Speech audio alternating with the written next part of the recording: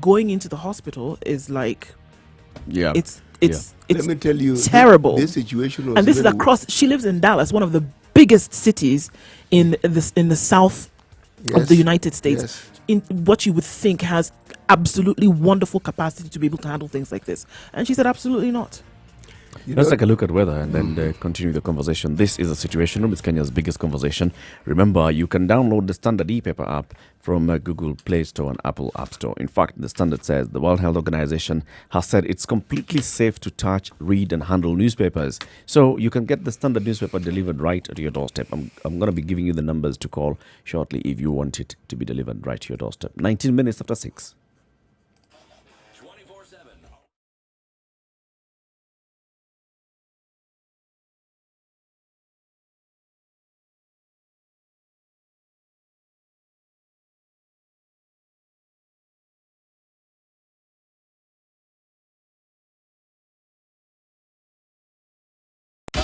24/7. Around the world, non-stop. This is Spice FM. Classic soul, R&B, smooth jazz, neo soul, and nostalgic ballads. Make some noise. Yeah! You're listening to Spice FM.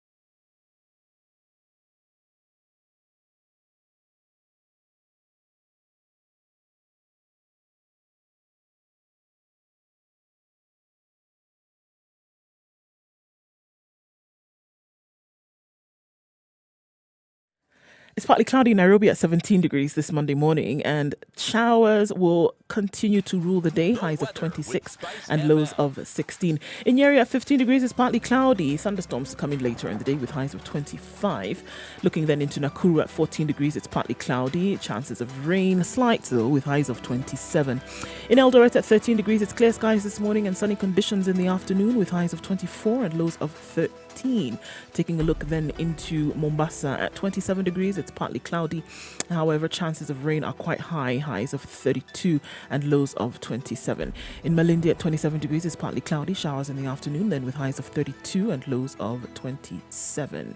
Take a look then into East Africa. In Kampala at 19 degrees, it's partly cloudy, chances of rain in the afternoon expected with highs of 27 and lows of 19. In Dar es Salaam, it's clear skies at 24 degrees and the showers will kick in later with highs of 33 and lows of 24. Taking a look then into Johannesburg, it's clear skies at 15 degrees, highs of 23 and lows of 14. And into Lagos this morning, it's partly cloudy at 27 degrees, 34 degrees the high and lows of 26. Then on to Europe. In Paris at 2 degrees, it's clear skies, highs of 10 and lows of 1. And in New York at 8 degrees, it's partly cloudy, mostly overcast conditions to follow with highs of 9 and lows of 5. And finally in London at 4 degrees, it's partly cloudy, clear skies and then cloudy conditions and a chance of rain later with highs of 10 and lows of 3.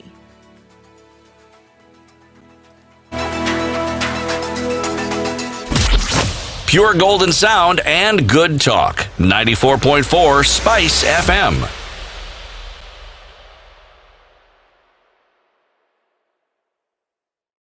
Mature, intelligent talk every morning. Spice up yourself.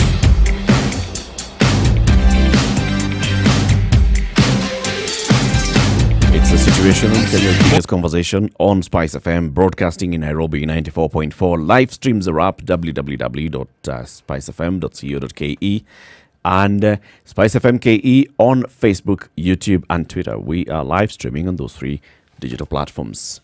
Now, we're taking a look at what's been covered in the headlines.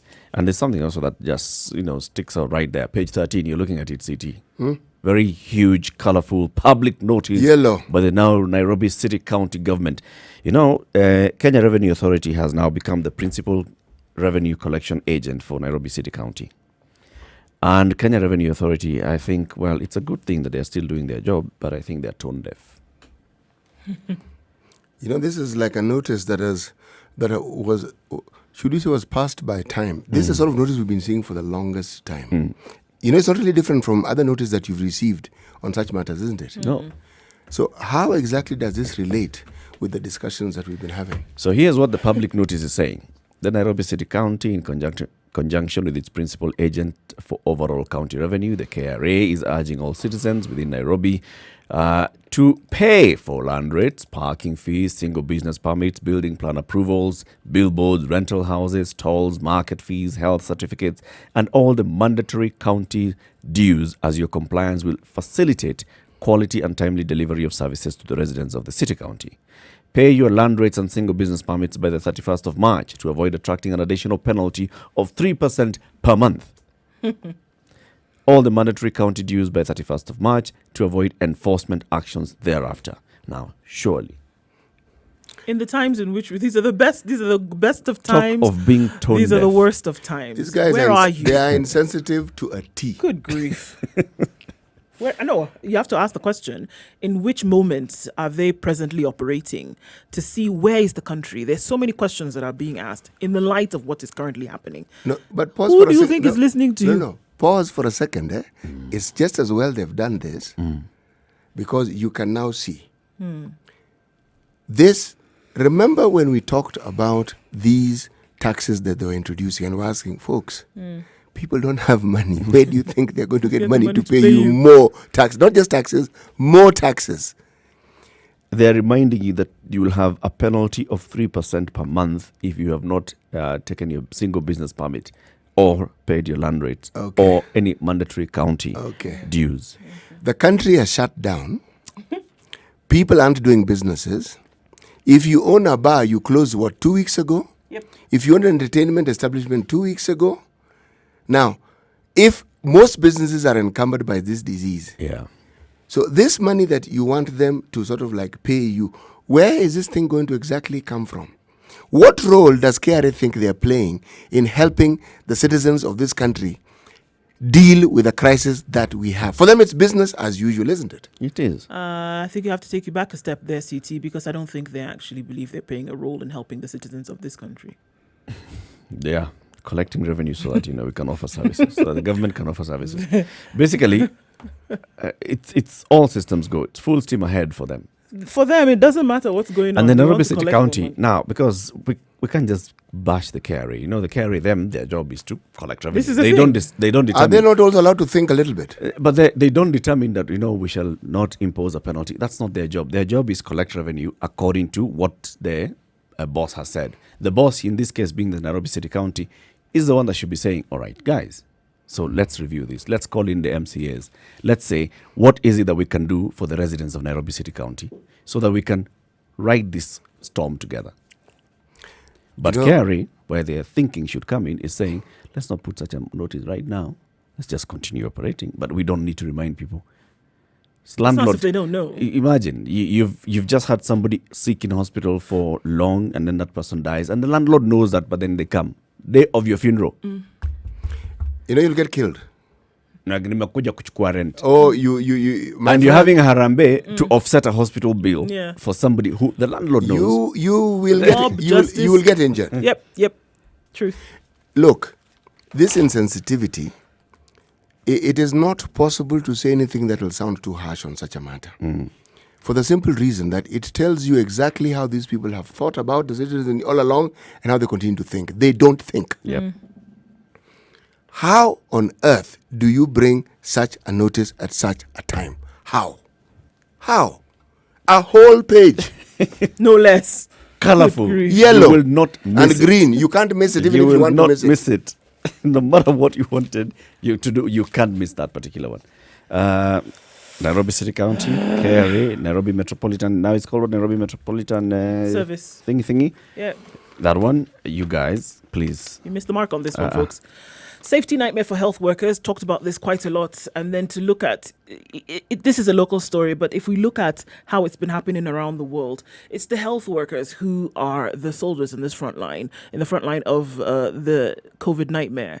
And we've seen stories come out of Spain. We've seen stories come out of Italy, whereby now even in the UK, there are centres that have been set up right outside the city of London, and a huge pharmaceutical company then has taken the responsibility of making sure that health workers can go get tested immediately. They find that they're negative.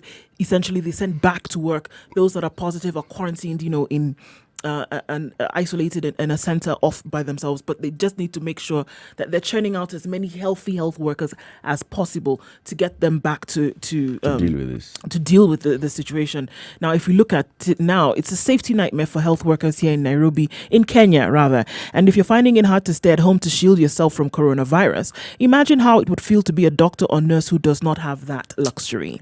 The health workers have to expose themselves to the risk by taking care of unnoticed coronavirus patients, while some are staying away from their families to avoid transmitting the virus to them. They are not only suffering from anxiety of having to take care of the sick without personal protective equipment, but also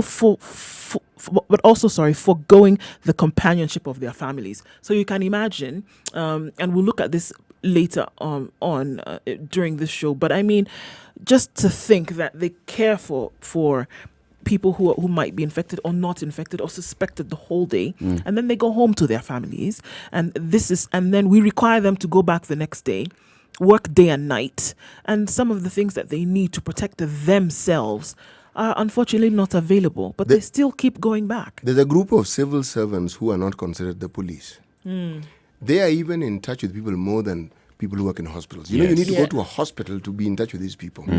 Policemen or people who are in the security business are in touch with the people all over the place. Now, have you heard of any plan to actually protect these people? Because they need to be at the front line. Because if they are infected, think of the number of people they come into contact with and how easy it is for them to infect others. But if I pause for a second and move slightly back, given the living circumstances that most policemen are even in, the proximity with which they live with each other, consider how many of them can actually infect each other and what the death toll can possibly be among the police. And now, since last year, the police are allowed to live within estates. From among civilians, yes. And they go out every day and they are in touch with the citizens more than anybody else. No. Like what we saw on Friday. Yes. During the first curfew. What we saw in Likoni in Mombasa was, wow, it's something different. I mean, it was completely like out of a... it was out of a movie. For real. A B horror movie. Yeah. It was terrible. It was crazy. So the kind of exposure that those police officers could have, had, and what happens thereafter, it's something that is very, very big. Well, I mean, this is the thing we're talking about. I mean, just before we go to that break, this is what we're talking about, to say that, it's good to give these measures. It's good to give these directives. It's even more important, though, to have a plan of action in terms of how things are going to work out. When you do actually make the announcement, then have you thought it through? And have you said, this is what is going to happen, to avoid what we then saw 2 days ago? Good talk, that's our job. Action is the job of the government. Remember, you can get the bold and factual news on your standard newspaper by getting it delivered right to your doorstep. If you are in Nairobi and the metropolitan region, call Anthony Mutunga, 0702-905-941. That's 0702-905-941. Benson Getao is a person to call if you're in Mount Kenya and the coast and you'd like the standard delivered right to your doorstep. The number to call is 0702-905-780. 0702-905-780. And if you're in the Rift Valley or Nyanza regions, Mark Othiembo, 0776-756-107. 0776-756-107. This will ensure that the standard Kenya's bold newspaper is delivered right to your doorstep. Or also you can download the standard e-paper app on Google Play Store and Apple App Store. Just one subscription fee, you get to access all of Standard Group's publications on a daily basis, and it's as easy as that. Easy peasy. Good morning, 27 minutes to 7.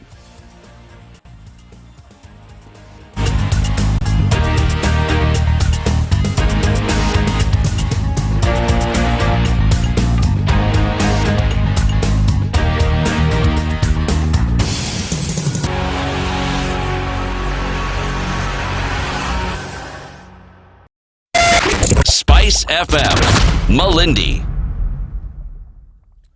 All right, not likely to be a lot of traffic this morning, but just let's take a look at what is happening around the country. Starting off in Nairobi, police along Waiyaki Way doing a good job not allowing any matatus to carry excess passengers. That's happening today. Remember, folks, that you need to do your business and get home today before 7 p.m. because the curfew still continues. We have people leaving the house after 5 o'clock today. We thought there would be some traffic, but really not. Mombasa Road from Simba Cement is moving very well all the way down into town. Kangunda Road, Jogga Road, Mombasa Road, Waiyaki Way, Gong Road and Thika Road actually looking very good this morning, and we have police on the road making sure now that people don't get into matatus more than they should. Well, I take a look at what's happening in Mombasa this morning at the ferry in a short while and give you that information. But now it all looks good. Between interchanges and bypasses, Nairobi's moving along quite smoothly. Spice FMKE is how you can reach us on Twitter. We'll take a look at what's happening about half hour and see if it's better, worse. Either way, we'll let you know. Sugar and spice and everything nice, everything nice. Spice FM. Mature, intelligent talk every morning. Spice up yourself.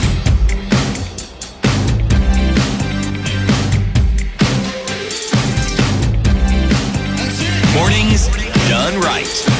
94.4 Spice FM, The Situation Nairobi. Room, Kenya's biggest conversation. In the room, we have Eric Latif, CT Muga, and Ndu Okor. We are taking a look at the headlines, what's been covered in the newspapers today. Page 9 of The Nation. Hostels to be used as quarantine zone. Student hostels at the Kenya Medical Training College, the Tana River campus, will be used to quarantine suspected cases of COVID-19 entering the county from other regions. This is according to Health Executive Javan Bonaya. He was speaking to journalists and he said that the department arrived at the decision after realizing that most suspected cases had not been complying to the directive on the 14-day self-quarantine. He says this is exposing the county to the virus, endangering the locals' lives. We have acquired more space at the college hostels where individuals will be quarantined at their own costs. Locals are returning from the COVID-hit areas of Kilifi, Mombasa, and Nairobi. They will be required to observe self-quarantine at home with the support of their families who've been advised to strictly observe the precautionary measures. Okay. Roll it over again in your mind. Go on. See if it makes a little bit of sense to So you. first and of say all, it again. first of all, he's saying that if you're going into Tana River County, right, and you're coming from those hard-hit areas, Kilifi, Mombasa, Nairobi, you'll be required to self-quarantine. But then at the same time, he's saying the suspected cases will be taken to the KMTC Tana River campus. So the kind of confusion I got in my head was, are we saying that anybody who comes from Nairobi going into Tana River has to go into the 14-day quarantine at the government-mandated facility? Or are we saying that we shall ask them, require them to go and quarantine themselves in their homes? Because there we are mixing two issues. Yeah, we're mixing two issues. I think this is the thing. It needs to be clear about what it is. It's one thing and one thing only. Yeah. It's not giving an option and saying, well, you had said actually. No, it has to be one thing, and this is the confusion that we get over and over again. How does someone become a suspected case? If someone is suspecting a case, just test them. Well, Yeah. Take their vitals at least. Yes. Take their vitals at least, the temperature, etc., etc. Then you want to know, should we then quarantine Or them? maybe And that's what how they're it should saying. be. You see, that's the thing. This is the thing, Eric. There shouldn't be a space for maybe that's what they're saying. It should be so clear that there should be no question after all. The vagaries in all of this are just too many. What is it? Come, be tested, and then we check. You suspect yourself, go self-quarantine. You come into this area, we'll take you, or you go to your home. Are you a visitor? You Are you know coming? I mean... The government has an important role, and what we're dealing with goes beyond the boundaries of what we would consider normal government functions or roles. Yeah. This one, a multifaceted approach is absolutely necessary. When I say multifaceted, I mean precisely that. What we're already seeing, KMA has come in, the government has come in, Ministry of Health has come in, Ministry of Transport, I hold my thoughts on that particular one. But we have other groupings. We have the Kenya Alliance of Residents Association. I'm giving this as an example, all right? It's a group that has data on all manner of residential associations. Why is it important? Because under quarantine, you need to find out where people stay. And they do know where people stay. And they are organized. We have an organization that is known for its efficiency and for the width and breadth of its outreach in the country. It's called the Red Cross. We've seen how efficient they are during times of crisis, and they are trusted. There are many organizations. This is just an example I am giving. If you thought together and said, fine, we have KEPSA. There are many we have Kenya Association of Manufacturers. These are organized groups. If these groups can be gotten together and it can, it's not an impossibility. The government focuses on what it can do best, leaves the actual logistics to people who are good at logistics. Suddenly a situation that seems untenable will become manageable, and they can focus on the thing that is actually their duty. For instance, ensuring security, ensuring health, and also using the same organizations that deal with manufacturing, deal with these issues, the pharmaceutical companies. What am I saying in short? We are not at a point where we are completely helpless. It is direction that right now seems to be a problem. Yeah, the direction seems to be an issue. And I think, at this point, it's easy for us to take a stab at the government. In many cases, we should, whereby they're not doing what they should. But in this case also, I think the message needs to ring very clear that they don't have to do this alone. They don't have to do this alone. They don't. Because they're like you said, very many organizations who have the capacity, and you would find that if you ask them also, the will to lend a hand to work this out. But then again, you don't want to poke your nose in what would be government issues unless the hand of invitation then is extended to you. No. And I think it needs to be made clear that, look, there are people, in this case, organizations who are ready to help. Are we really going to wait to be invited? This one. When you have a virus that is already coming to you unbidden, we didn't ask it to come. It's here. It's intrusive. And the likelihood of it killing people, we can see and we know. And this is in the public domain. This one we don't need to guess. We can see. No.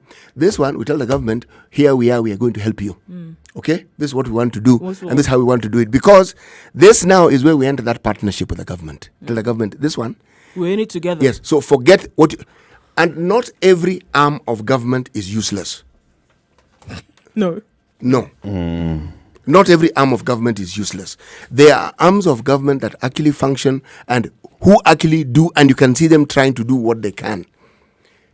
This particular one, okay? Leadership cannot only come from the government. The private sector also has to take leadership in their discussions. Yeah. They have to tell the government, we've heard what you're saying, this is what we're going to do. Because you wait for government and their processes, you are going to have a government where you are talking to grass and trees. Wallahi. Look, it's gotten to that. We're in deep water, but we're not at drowning stage yet. No. We are at drowning stage. But I'm saying it's at a point whereby there's a lot of help that can still be accorded and it can be taken and there's something can be done. There's opportunity. Absolutely. And there's opportunity. Just like, look at what's happening in the coast, in the coastal areas, for example. There's help that can be given. If you have organizations who would just be able to help this contact tracing alone, because it's what they do. This is their business. This is what they do on a daily basis. Absolutely. So it can be done. So we look at the numbers that we're talking about in today's paper alone. 234 people being looked for in Siaya County, 600 and something people being looked for across 4 counties. Teams call for tough measures in 4 counties to check virus. Looking for numbers. We're looking for over 1,000 people, and we're still saying we're looking, as opposed to having a roadmap and saying this is how we're going to go about it. No. It's a science. No. And there's some people who practice this on a daily basis. Allow them to do it. The areas that were hardest hit with the HIV pandemic were what we call the western part of the country. A cadre of employee was introduced into the health sector. They existed in one form, but they metamorphosized into a new shape. It's called the community health worker. Part of what they did was to trace people who were in care. Trace, that's what they did. Remember, I've been saying the structures already exist. They're there. Utilize them. These people are trained. Yep. You talk about locating people. They know this is a locator form. This is what you do. This is how you trace people. This is how they know. They will find you. Even if you move, they know where you are. They can trace you from Kaksingri in Suba, okay? And they will find you in Kwale. Msambweni, deep, they will find you. I'm If still on that's where that you front. think you've gone. Still on that They'll front. find, okay, let me Kakoneni. This, I'm just trying to explain to you, Bamba, that's in Kilifi. It doesn't will take matter another where way. you go, they will find you. You know why? As you say correctly, they are trained to actually look for people. You can even go to Faza Island, those sides of Lamu, they'll find you. They know how to trace. This one is even easier because your entry point, we know. Where you are, we know. The people you are with, we know. Getting all these people is not difficult. You correctly put it, it is a science. Among the things that we are not doing is utilizing the very, very available and very appropriate resources that we already have at our disposal. We have these resources, they exist, Yep. and they know what to do. But they are not being utilized. Instead, what we put at the forefront is this panic thinking and panic pronouncements instead of, okay, guys, this is where we are. What do we do? Not what do we say, not what do we pronounce. What do we do? Yes.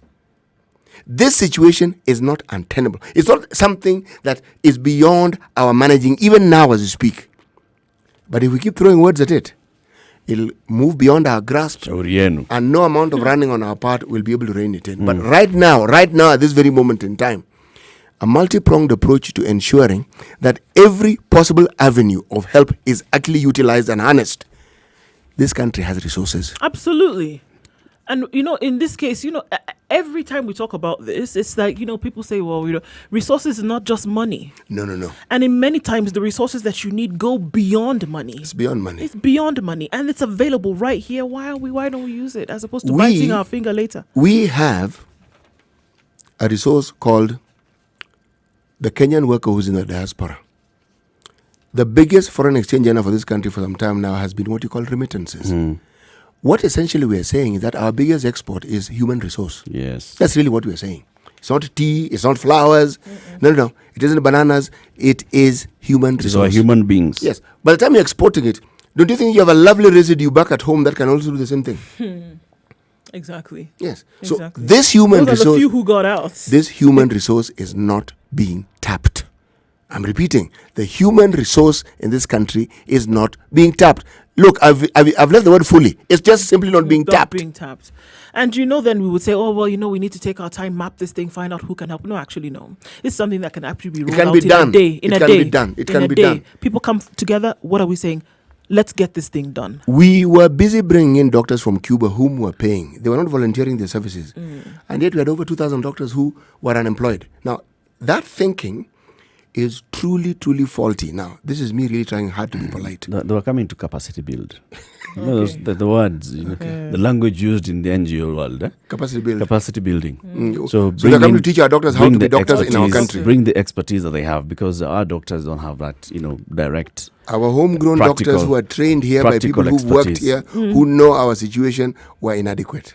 Okay. Practical expertise. Okay. That's what the Cuban doctors are bringing. Anyway, there are other stories that have been going through the paper. There's a story that I had seen. I'm going to find it. But here is one.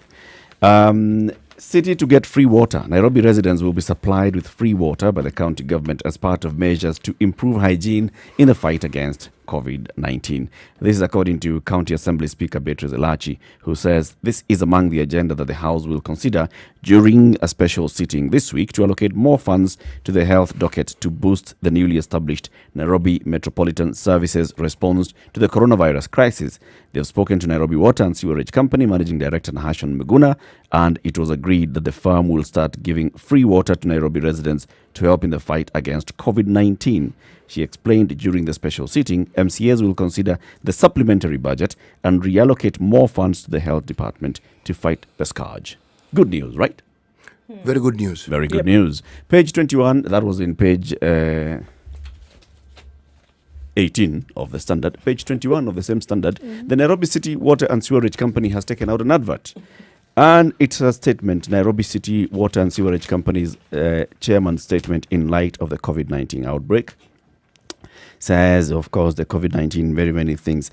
Now, it says, provision of running water is essential for washing hands and the best way to mitigate the infection and spread of COVID-19. In this regard, our everyday commitment remains the same. that is to deliver safe and reliable water. We appeal to the city residents to make good use of those hand-washing points and condemn the unscrupulous and selfish behavior by individuals who have no regard of public safety and have since tried to sabotage the efforts by vandalizing some of those points. Basically, they're saying, we came up into Nairobi, we set up those hand-washing areas in the city, all over the city, but people have gone in to vandalize them. We are urging them, please, use your heads to think. In the wake of this pandemic, we remain committed to working with all stakeholders to help our nation through this crisis. They are anticipating repairing the existing public toilets, and which will serve as sanitation. They intend to supply free hand sanitizers as much as possible. And they're urging the private sector to help them with this. So basically, Nairobi Water is saying all those things we're going to do. We're going to still give water for sanitization. We'll give free hand sanitizers. And our water capacity is 810,000. The demand for water is 810 against an installed production of 525,000 cubic meters per day. That means that we have a gap in demand of 284,000 cubic meters of water. They're urging all customers to use the available water sparingly. What I have not seen there is what Beatrice Elachi is talking about. Provision of free water. Yeah, in the same place. The chairman of the company that she's referring to has not said, we are giving you free water for this COVID-19. She's only talking about installing the hand-washing places in public. Those ones are going to be free. But if you thought that by hearing what Elachi is saying, you're going to get free water, forget it. Aiko. Now, the other story that I had seen, can I just give you that one? Yes, this one is important. Carry on. Please, carry on. The other one that I had seen was the strategic food reserves, talking to the counties and asking them, now that you guys are going to have... Start again there. Strategic food reserves. Okay. And they're reaching out to the counties. Okay. And they're telling the counties, some of your counties expect a glut in production. So please give us your anticipated production so we can prepare to take in that stock for the strategic food reserves. Food is a security issue. It's not something you leave in the hands of the county government, is it? No, basically it's saying, counties, do your math and then tell us so we can come in, we can mobilize to come in and buy. Therein lies the faulty thinking. Should be direct. Yes, this is a national issue. This one is not time to play gentle footsie-pootsie. This one, you simply say, we know you are going, the Ministry of Agriculture exists. We know this is what you're doing, this is what you're going to get. These are our estimates. Start with these are our estimates, then tell us yours. Tell us county, give us your estimates. But then, in The Nation, page 11, row looms as farmers oppose the plan to restock SFR through imports. So the strategic food reserves had already been told by the president, start importing about 4 million bags of maize. And then that order was rescinded by the same president, who said, no, let this be done by the National Treasury directly. Import maize from Mexico so the maize comes first. We stop, we bypass all this nonsense, okay? Now, the farmers in the Rift Valley are saying, come on, surely. Yeah? We have all this stock lying here and you are going to import. What's wrong with you? The farmers want the government to mop up available maize at competitive rates before resorting to imports to meet the impending shortage. We shall have no option but to move to court to obtain orders restraining the importation of the grain as a protective measure against unfair competition from cheap imports, which destabilize local markets, subjecting us to heavy losses. This is according to David Tower, a farmer in Wasingishu. If you think that's the only place, recently the government, through the ministry responsible, issued an edict. Remember when they said, no mitumbas, let's support local industries. At that point I was saying this is good thinking. Yeah. A boost. Then came another edict. People who are in the export processing zone, a certain percentage of what they produce was allowed into the local market. Suddenly the government decided, no, let everything that they produce, all of it can be allowed into the local market. It's local market. Now, you see, you have a problem here. They don't pay taxes. Within the duty-free. If it's duty-free. It comes in duty-free. It goes out that way. That's the whole point, so that it can compete. It's given some of these privileges. Now, you allow those privileges into the local market. You know what you've done? You've killed local industries. Because they are subjected to all these taxes, all these rates, all these things. Those guys in the EPZ are not, number one. Number two, the bulk of the people in the EPZ are not even Kenyan. They are not even subjected. The people who are Kenyan, they are the workers. Exactly, the workers. The workers, essentially. Yes. So in In one statement, they seem to be building the capacity. In another statement, they've already killed it. Same thing. Somebody is making a statement about water. The people who actually manage water are not telling you the same thing. I'm not telling you the same thing. For them, they see it from a totally different light. Yes. You want to say it's free, us, we're saying it's actually not the case. One, what the government can do is get its houses in order. That it can do. Because if it's disorganized, the private sector cannot work with them. And we need the government to work with the private sector for it to be effective. Because the government has the structures that the private sector does not have. If you're talking about helping people, this process of devolution has to be taken to its nth. And devolution already exists in our systems. Now take it Forget to county where it level. works. Say, Yeah. let's focus, say, on the sub-county. Use the chiefs and the sub-chiefs and the headmen. These are structures that exist. These are structures that can be used to ensure that these things that we keep talking about actually happen, because you will localize the solution. It then makes it tenable. So long as you're talking at the county level, man, this thing is broad, it doesn't make much sense. If you talk about it at a national level, it's even more confusing. Yeah. The government has structures. Now it's time for them to be used. Let these structures be utilized well, because they can. They can. Yes. All right. Global lenders seek debt relief for poor countries hit by the virus. The heads of the World Bank and the International Monetary Fund have underscored the need to provide debt relief to poorer countries hit by the coronavirus pandemic, and said official bilateral creditors will have to play a major role. The IMF and World Bank each have launched emergency programs to offer grants and loans to member countries with a heavy focus on developing countries and emerging markets, some which are already in debt distress. So essentially what this does is that they've called on bilateral creditors to provide immediate debt relief to the world's poorest. They will be the hardest hit, I quote, especially ones that were already heavily indebted before the crisis. World Bank President David Malpass told the International Monetary and Financial Committee, the steering committee of the IMF, many countries will need debt relief. This is the only way they can concentrate any new resources on fighting the pandemic and its economic and social consequences. Malpass said they had emergency operations underway in 60 countries, and its board was considering that the first 25 projects, valued at $2 billion, under a $14 billion fast-track facility to help fund immediate healthcare needs. So the World Bank, IMF stepping in here saying, you know what, we're not going to let this one go like this. A lot of people need help. We need to step in and make sure it's done. And money out, like you said, it can be done. Make a decision, go with it, boom, have it done. It can be done. The government has the structures. It can be done. It's possible. It's doable. It's very, very doable. It's eminently and extremely doable. Completely, right? Yep. Another one? Well, I mean, just continuing with a case for Africa. According to the IMF, 40% of African countries were at distress levels already. Debt levels in the region have been rising as governments struggle to collect and grow revenue while increasing their budgets. Here we see a typical case of that here. South Africa's ratio is projected to reach 81% of gross domestic products by 2028.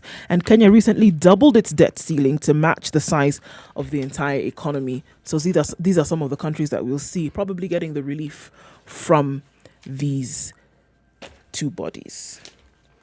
Uganda hires more medics as 13 South African health workers have been infected in this case. Both are correct. Both are correct. Yes, it's true. The number of COVID-19 cases in Uganda continues to rise, putting pressure on the country's health system as more cases are anticipated.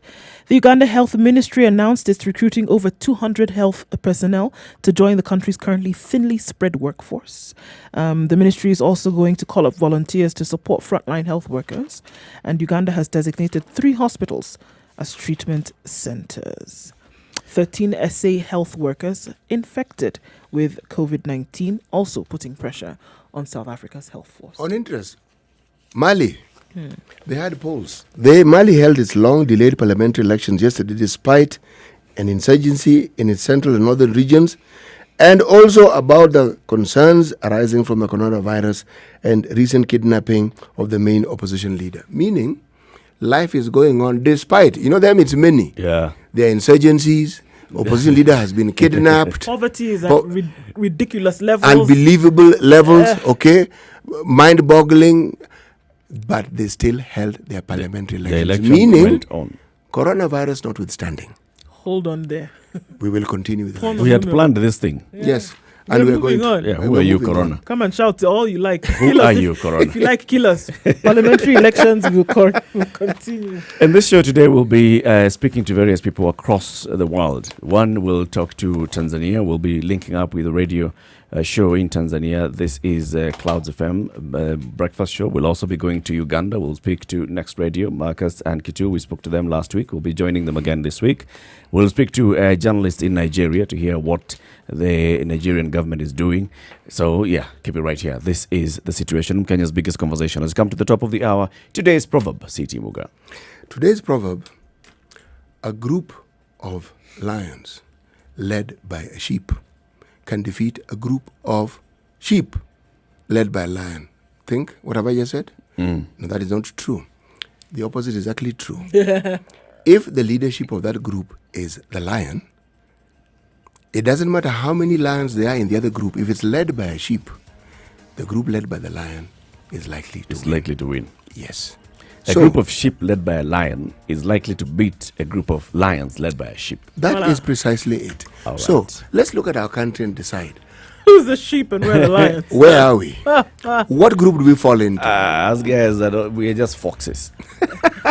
Too many arguments. Good morning. This is The Situation Room, 7 o'clock.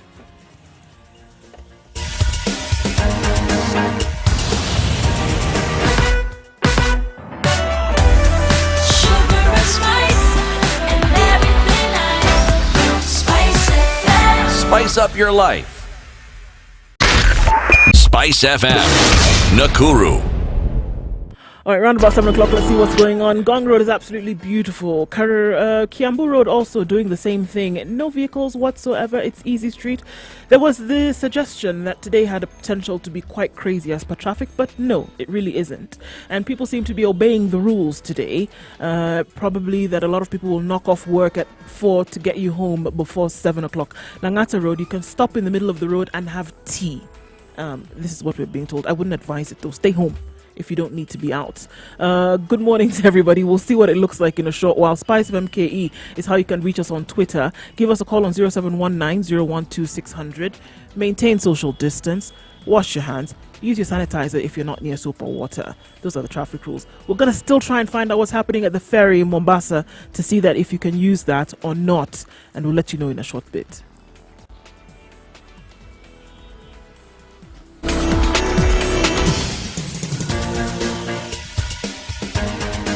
This is The Situation Room, the home of hard-hitting political commentary and penetrating insights about the state of the nation. This is a talk radio experience like no other. The Situation Room, a place for hard truths, debates, and elevated conversations. The Situation Room, witty, political, engaging, deep, controversial. In the room, we have C.T. Muga, researcher, academic, seasoned political observer, a fountain of wisdom in these politically uncertain times. Ndu Oko, Nigerian by birth, Kenyan by choice, communications expert, Pan-Africanist, a truth seeker and believer in people power, and Eric Latin, agent provocateur, the man in the chair, seasoned journalist, news hound, a man who believes in punching up, not down.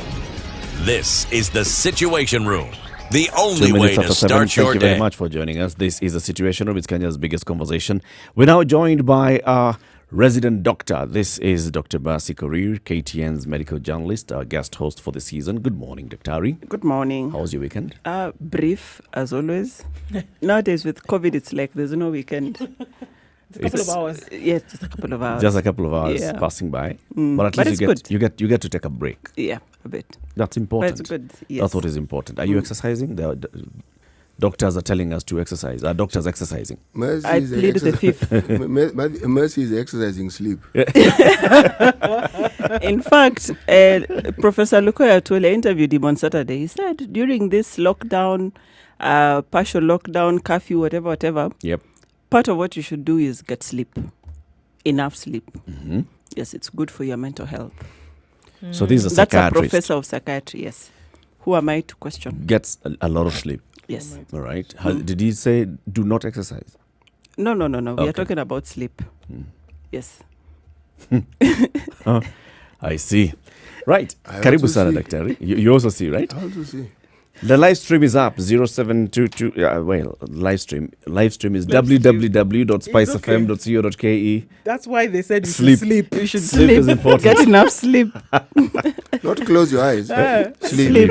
Fall asleep. I'm one of those people who is blessed with sleep. As long as my eyelids touch one another, even here, if I just close my eyes, you that's guys can it. talk. Ah, yes. You guys will be on your own. You guys will be It's a on your gift, own. Ah, yes. A proper, nice gift. So, again, live streams. On Facebook, Spice FM KE. We are live streaming there. We are live streaming on Twitter, Spice FM KE. We are also live streaming on YouTube, Spice FM KE, and www.spicefm.co.ke. Spice FM is sugar and spice and everything nice. This is a situation room. It's Kenya's biggest conversation. In this hour, we are opening up the phone lines as we always do. 0719-012-600. Any question you'd like to ask Dr. Mercy regarding COVID-19.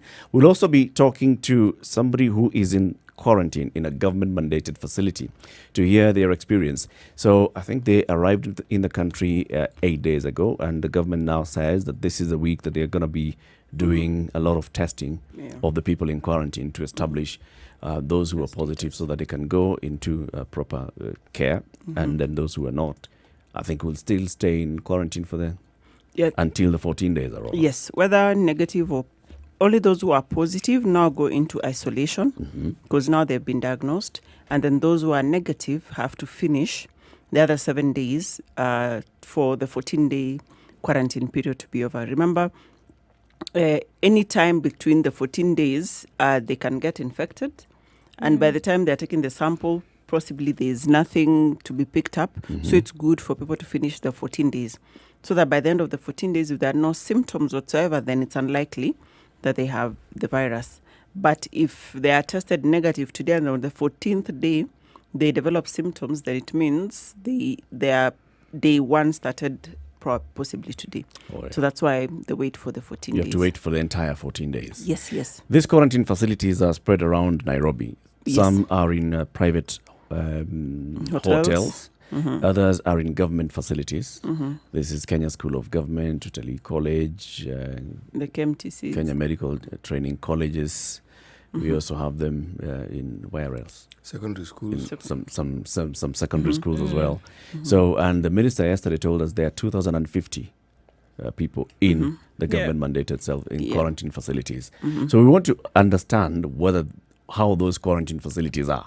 Actually, I would go further back and ask how many people have come into the country since this particular edict was issued. Monday last week. Yes, because and then we're talking Between about Monday and Wednesday, Yes, we're talking actually, about people who came in would automatically go into quarantine, right?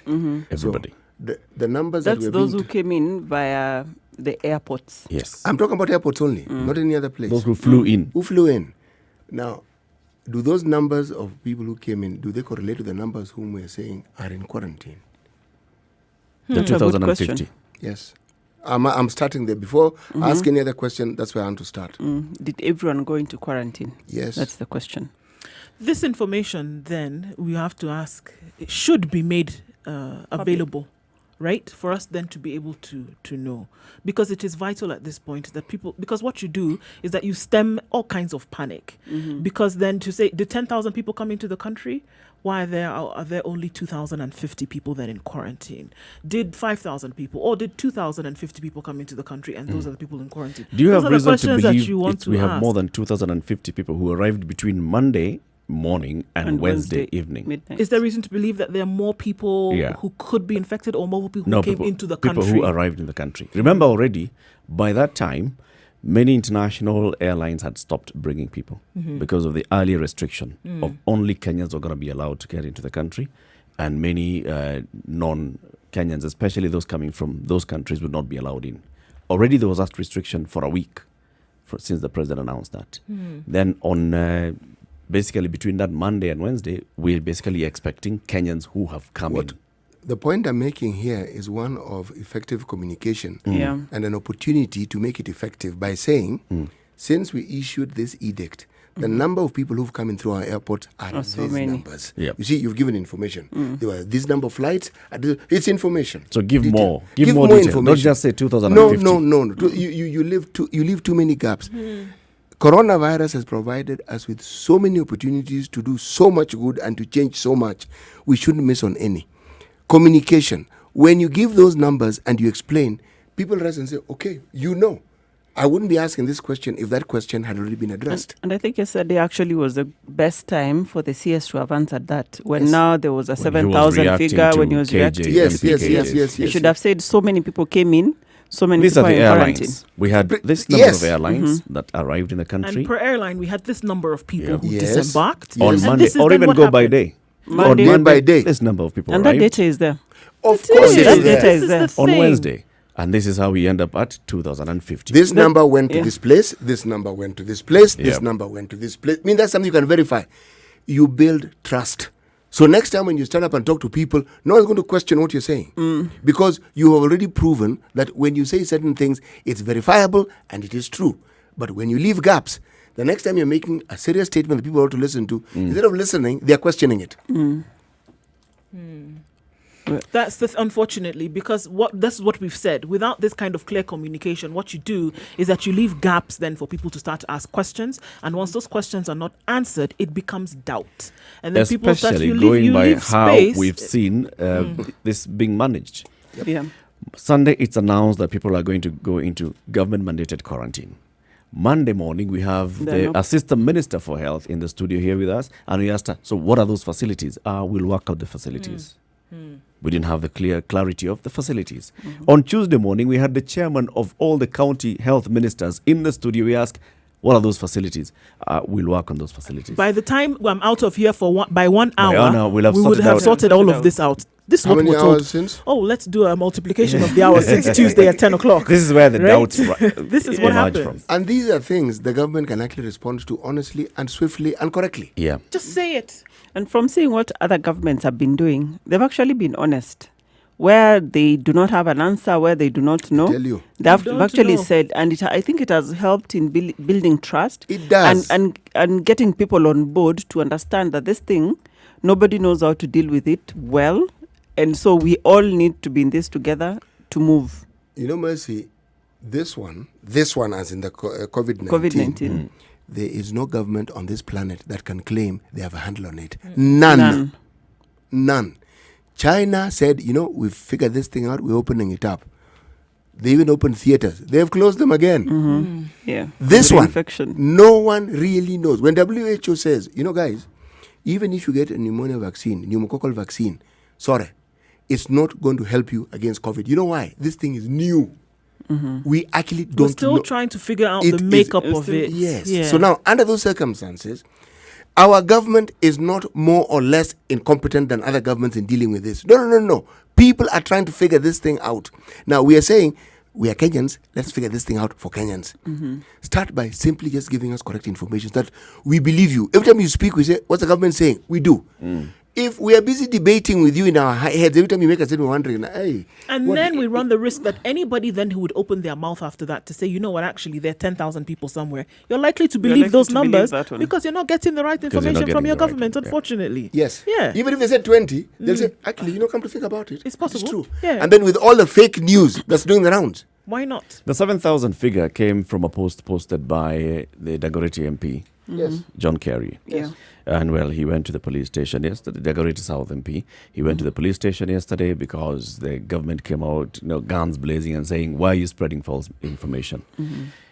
I felt it was good that the minister responded to that and said, look, that 7,000 figure is not what we have. We have the 2050. And I agree with what you're saying. He should have gone into explaining how we details. arrived at 2050. He had an Yeah. opportunity there. So we just kill that story. However, he seems to be focusing on that figure, the 7,000, as if it's the import of the entire post by KJ. KJ was raising other issues that have been discussed And many he mentioned times. this And he in- says, also. those in quarantine, how are they being treated? Are they properly in quarantine? Are they under any likelihood of getting infected by somebody who among them is positive? How are we preparing ourselves for the likely rise in numbers? Already the government has said these numbers are going to rise and we are likely to have an exponential rise in numbers.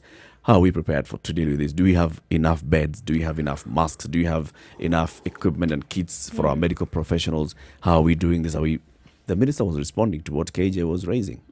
So going out there and saying politicians stop being politicians, I agree with him that politicians should not be politicking, but doesn't mean that anytime somebody says anything, you attack them back by saying you're just being a politician. Actually, People can raise issues. People can point things that you need to think of. KJ You don't is have a- monopoly. He's a citizen of this country. He was elected by people of this country to represent them. I think he was doing what he does and he should do. He was being representative and saying there are these issues raised. On the issue of quarantine, people are even claiming that they're being allowed visitors. Now, if someone is in quarantine and they're being allowed visitors, Yeah. so What what, is the on point? earth? Why don't you just let What them is go that home? quarantine? They might as well. They might as well. But if they must have visitors, they can do video calls, Skype, something. You know what we're dealing with here? It's not even a question of it's habits, huh? How? No, I can't. Yeah, it just hit you, Eric.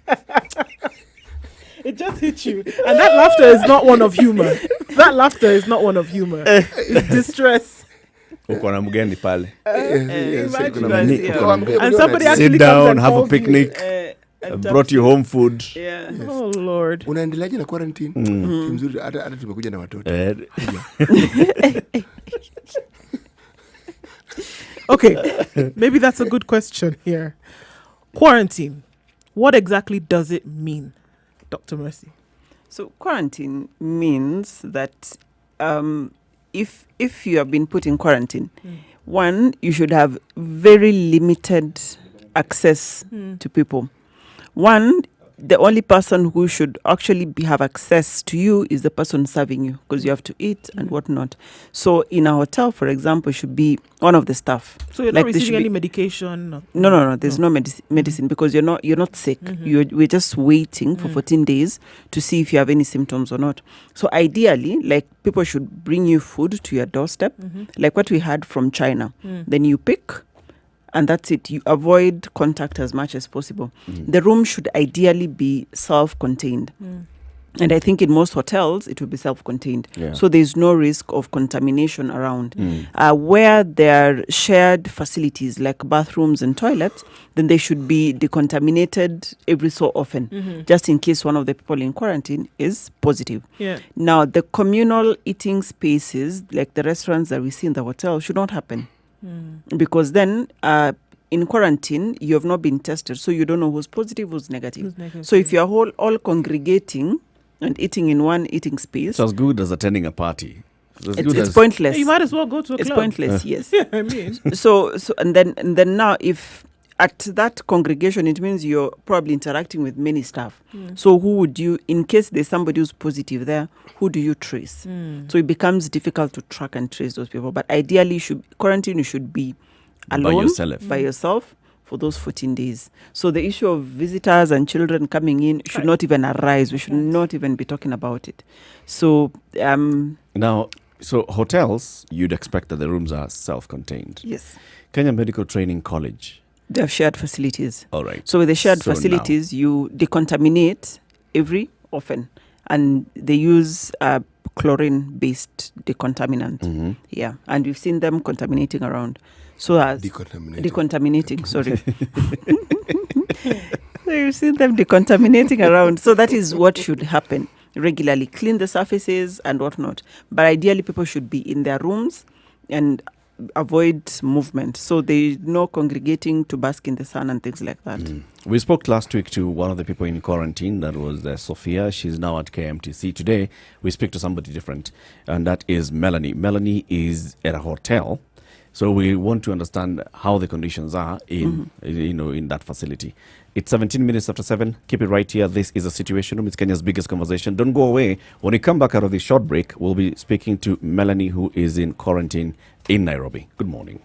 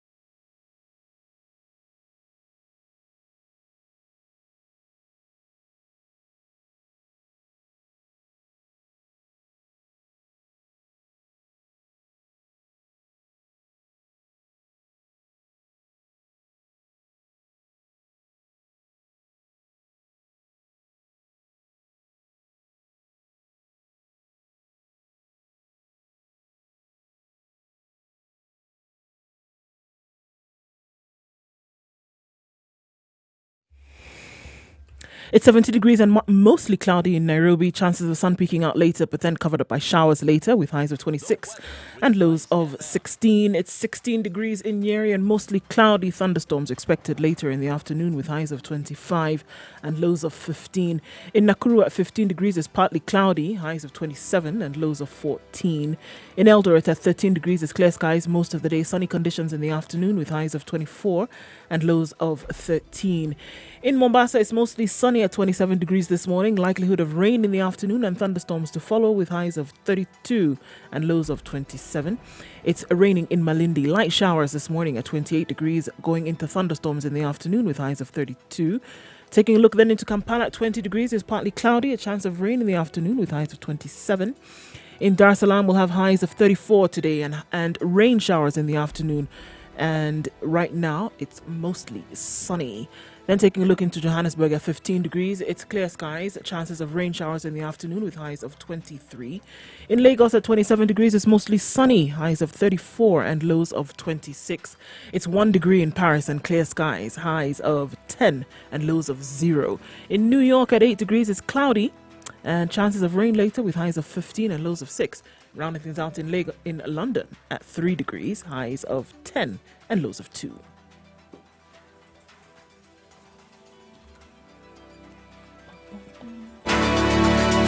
Sugar and spice and everything nice. Everything nice. Spice it. Spice up your life. Mature, intelligent talk every morning. Spice up yourself.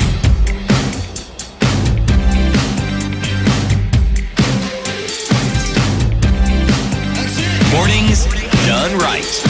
At 21 minutes after 7, 94.4. this is the Situation Room. It's Kenya's biggest conversation in the room. We have Eric Latif, C.T. Muga Nduoko, and Dr. Mercy Korir, KTN's medical journalist. Let's go to the phone lines and speak to Melanie. Melanie is a Kenyan in quarantine since Monday last week, and she's in a Nairobi hotel. Good morning, Melanie. Good morning. How are you today? We're fine, thank you. You well? I am. Good morning, Melanie. Morning. So you arrived in the country via JKIA last week, Yes.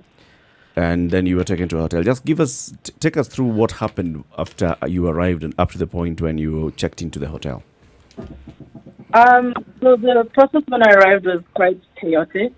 So my flight landed, and we were temperature scanned at the airport, and we proceeded to the immigration area, where there was our consent, there was no sanitizer, no sinks, nothing. We were basically guided into one big room as more flights landed.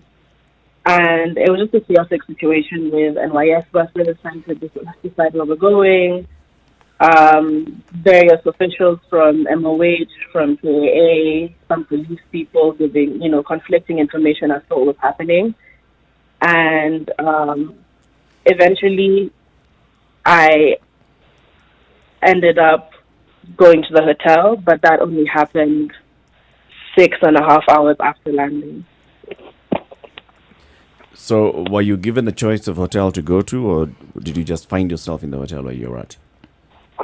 At the time, I was given a choice, but I've heard from other people that they were just taken to a hotel, people who landed the next day. So it really depended on the official in charge while you are there. Do you know how many of you ended up in that hotel, or how many you are so far? They claim that the hotel is at full capacity, although I'm not necessarily sure what that is. Mm-hmm. On the night that I arrived, there are about 20 of us who came to this hotel. Okay, so when you got into the hotel, Melanie, on Monday, 6 hours after your flight, yes, and you checked into the hotel. So what protocols, what kind of information were you given upon checking in? What kind of protocols were you going to follow in your quarantine? When I arrived, Yes.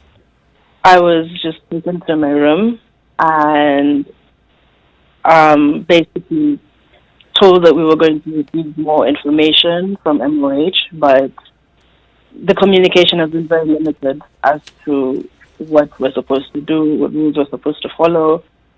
I managed to get my hands on the documents that MOH released for hotel quarantine, and I've been following that and talking to the hotel about that. But for the most part, we have very little communication with the MOH itself. So for the little communication that you have, Melanie, what is it then that you're supposed to be doing and that you're following? Basically just stay in your room, obvious quarantine. The hotel also has, some issues in terms of following all the guidelines. For example, they do struggle with bringing food to the point of contact. They have a system now where you go downstairs and serve your food yourself in a communal area, which I've tried to avoid doing. And you can ask them to not do that, but for the most part, that is what they're doing. Having people go downstairs to a communal area to get food. Okay. And then return to their room. All right, take you a few steps back now, Melanie. You're leaving your room, going downstairs to take your meals, and we're assuming this is breakfast, lunch, and dinner.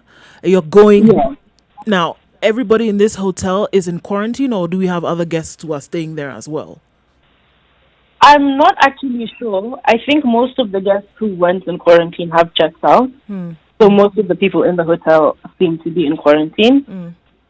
And that is the Organization for Food. I have, complained about it, and it doesn't follow the MOH guidelines, which state that the meal should, basically be delivered to outside your door. You collect it, you eat your meal, you put the dough outside, and whatever cutlery you use is basically put in check immediately. So I've personally tried to avoid going and meeting in communal areas, but that is what the hotel is doing right now. How did you get these MOH guidelines? Were they given to you by the hotel or by the government? How did you get them? Through personal connections. It was forwarded because I made a thread on Twitter and somebody said, I thought you should see this. So the hotel management have not had any conversation with you regarding those guidelines? I forwarded it to the management. Whether or not they saw it before I forwarded it, I'm not sure, but I did share it with the management. All right, back again to how you're accessing your meals. So people are going to the communal area, serving themselves. So it's a buffet, I'm assuming. Yes. And you're using the same facility, the same serving spoon. Yes. And then the lifts, is there any issue like self-distancing? No, I tend to avoid the elevators. Personally, I take the stairs because a lot of people end up in the elevator at one point. And also recently, one of the elevators at the hotel stopped working, therefore only one was running. Right. So we made it even more crowded. And what about sanitization of your room, for example, where you are? How does that work? Technically, the hotel is supposed to provide cleaning facilities, so bleach diluted to a certain ratio, and kitambas and other things for cleaning. We've yet to receive that from the hotel, but they did provide, I think, hand sanitizer to be for our own personal use, and they did let us change our own linen. That's about it. How many times have you changed linen since Monday? Once. And the towels? Towels you can get upon request. But so twice. It sounds like you still have a lot of contact with the hotel staff when they're serving you. Are they wearing any protective gear? Most of them wear masks and gloves. Some of them not correctly. You'll occasionally see one wearing like one glove or the mask upside down or things like that. I'm not necessarily sure why that happens. What do you mean upside down? What's the upside down of a mask?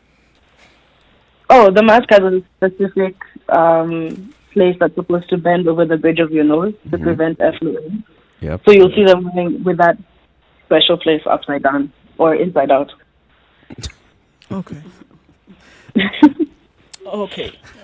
Now, I mean, looking at the details of how it has been happening. Now, if we want to look at how you're feeling, and not necessarily how you're feeling in terms of being sick, but how you're feeling in terms of confidence that this situation then would be handled if anything would happen or not happen after the 14 days quarantine.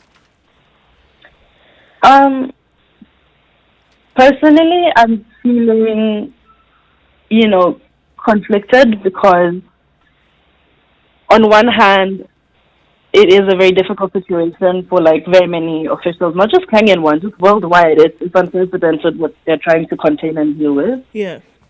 So I understand it to that extent. On the other hand, just the disorganization phase when I first got here makes me feel wary that the situation is being handled as best as it can be. Knowing the limitations that the Ministry of Health and the government is facing right now. So personally, I just feel like a little bit more can be done. I understand that it's difficult, but at the same time, I feel like a little bit more could have been done, or a little bit more preemptive work could have been done, because it has been a situation developing in the world since January. So I feel like a lot of preemptive work and systems could have been, at least put in place before the very last second. Okay, Melanie, is there news of mass testing that the government talked about? Have you had any information, or had any officers from the Ministry of Health, for example, come and collect samples for the testing? And have you been, if so, have you been told what happens next? I haven't heard anything from the ministry just yet. I think the CS in his address on Friday said that everybody in the mandatory quarantine, will be tested. And we were told on the first day that we'd be tested on the 5th day of us being in quarantine. But that's yet to happen. So I'm just hoping that the testing can come. That's all I've heard from the ministry, really. And just keeping in touch with what the CS is saying on the news, or things being said on, social media by the Ministry of Health. I'm getting the same information as anybody outside. So you haven't had any contact with the Ministry of Health officials at all since your quarantine? No. No contact. All right. How much is it costing you there, Melanie? I'll just give the range, because I'm the range of hotel prices, so I can just speak more generally to people's experiences. Yeah. At JKIA, when we were offered hotels, it started at 50,000 shillings to $50, a night. Yeah. To 90. I don't know why they gave us the prices in dollars, but they did. To 90. So I'm in a mid-range, in the middle. Okay. Mm-hmm. Is it costing you extra to get any other services? Yeah, it is costing a bit extra to get the meals to my room. So they're charging you to bring the meals to your room. Well, what they're supposed to do? Yes. Okay, and have the others been given any kind of masks or gloves? At reception, I heard if you ask for masks or gloves, you can be given. Mm-hmm. But I also know that the hotel is limited in how many masks and gloves that it does have. Why? Has it not received that from the government? I'm not sure. I think they're receiving corporate donations. So what they have is basically what they have acquired, not what the government has brought, to the best of your knowledge. Yeah. Okay, Melanie. We thank you very much for speaking to us this morning. Thank you. We wish you all the best in your stay Melanie. at that hotel. Okay, thank you guys. And we hope to be in touch in a few days to find out about the testing and how the testing has been conducted. Yep. No Asante worries. sana. Have a good day. Have a good morning as well. Thank you very much. Bye. Listening to Melanie's story, I think either two things. Either we don't know what we are dealing with as a country, or we have not fully comprehended the gravity of the situation. We don't know the magnitude. Like, if they're still going, let's say, for a buffet, that's communal congregation. Habit. Yes. So it's, I don't know. And there was the point of wearing one glove on one hand. People are using the same spoon. As in it, nothing has changed. You might as well wear the glove on your head. The government has done what it wanted to do. Tick a box. They've prepared the guidelines. These are the guidelines for quarantine. We don't know whether they've shared the same with the hotels or not. We don't know whether they are checking to ensure that the hotels... Did they even negotiate prices with these hotels? What you're seeing... Now, this is why I was saying that we understand our government. We do need to understand them further. This is where now Hotel Keepers Association, whatever they're called, they take matters into their own hands. Whereby you say the private sector can actually help the government in this case. And Don't wait. Don't wait for them to tell you, make sure all your staff are wearing gloves. Make sure that you're taking news to people's rooms. Take the initiative. You have within the country institutions that bring people together, these players, all right? Those who manufacture gloves, we manufacture them here. In case people didn't know, we actually manufacture them here.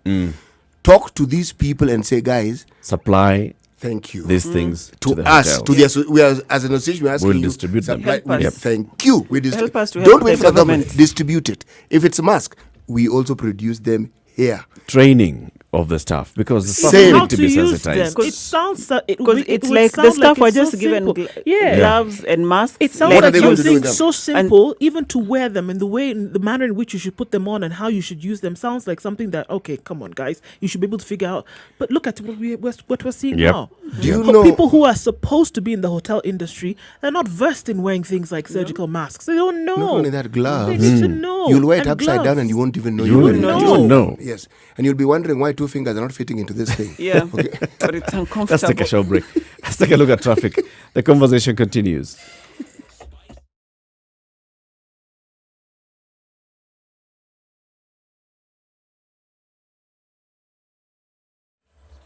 Okay, not much traffic where we look at it. Thika Road, where we saw a lot of people out of the city on Friday. Much better today. Unfortunately, no social distancing being observed in and around the railway's bus stop terminal today. It's quite a mess there. And we'll probably see that in the evening as well. So around the city, it is looking pretty good. The situation at the ferry seems to be contained, whereby less people than using it this morning, and they hope to be closed around 5 or 6 o'clock. So you want to plan your journey in advance, knowing that by 7 there'll be no transport on that. So around the city is looking good on most roads. Traffic laws are being listened to and adhered to in terms of the number of passengers per vehicle. We'll let you know what it looks like in a short while, but for now, more or less, it's all right. Spice FM KE is how you can reach us on Twitter. We'll let you know what it looks like in a bit.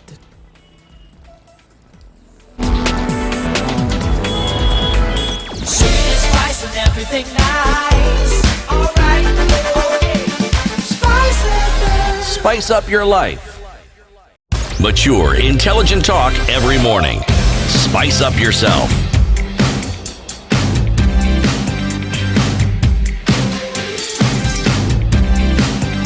Mornings done right. 94.4. Just keep it right here. Shortly, we'll be crossing over into Uganda and Tanzania to hear what's happening in those countries. But as we do that, there are still questions that you'd like to ask Dr. Mercy Korir, 0719-012-600 or Spice FM KE on Facebook and Twitter. And we're still talking about what we've just heard from Melanie, who's in a quarantine facility in Westlands for 8 days now. Staff appear not to be well trained. The hotel appears not to be well versed with what they're supposed to be doing. They're not well equipped. They were not given, stuff that is required. That's how come I'd imagine that Melanie says that for all those days they still haven't gotten disinfectants to clean their rooms with. It is tragic at the very least, because here we are trying to contain a virus, but it seems like we're inviting it to go out. And this is a hotel that is charging the kind of rates that we're hearing, 5,000 to 9,000. Now, you can imagine in the public facilities that these people have been taken to, KMTCs and the rest, what kind of measures have been taken? Again, if you are in charge of a government facility, these government facilities fall under certain umbrella bodies. Yes. KMTC, we understand. The universities, we understand.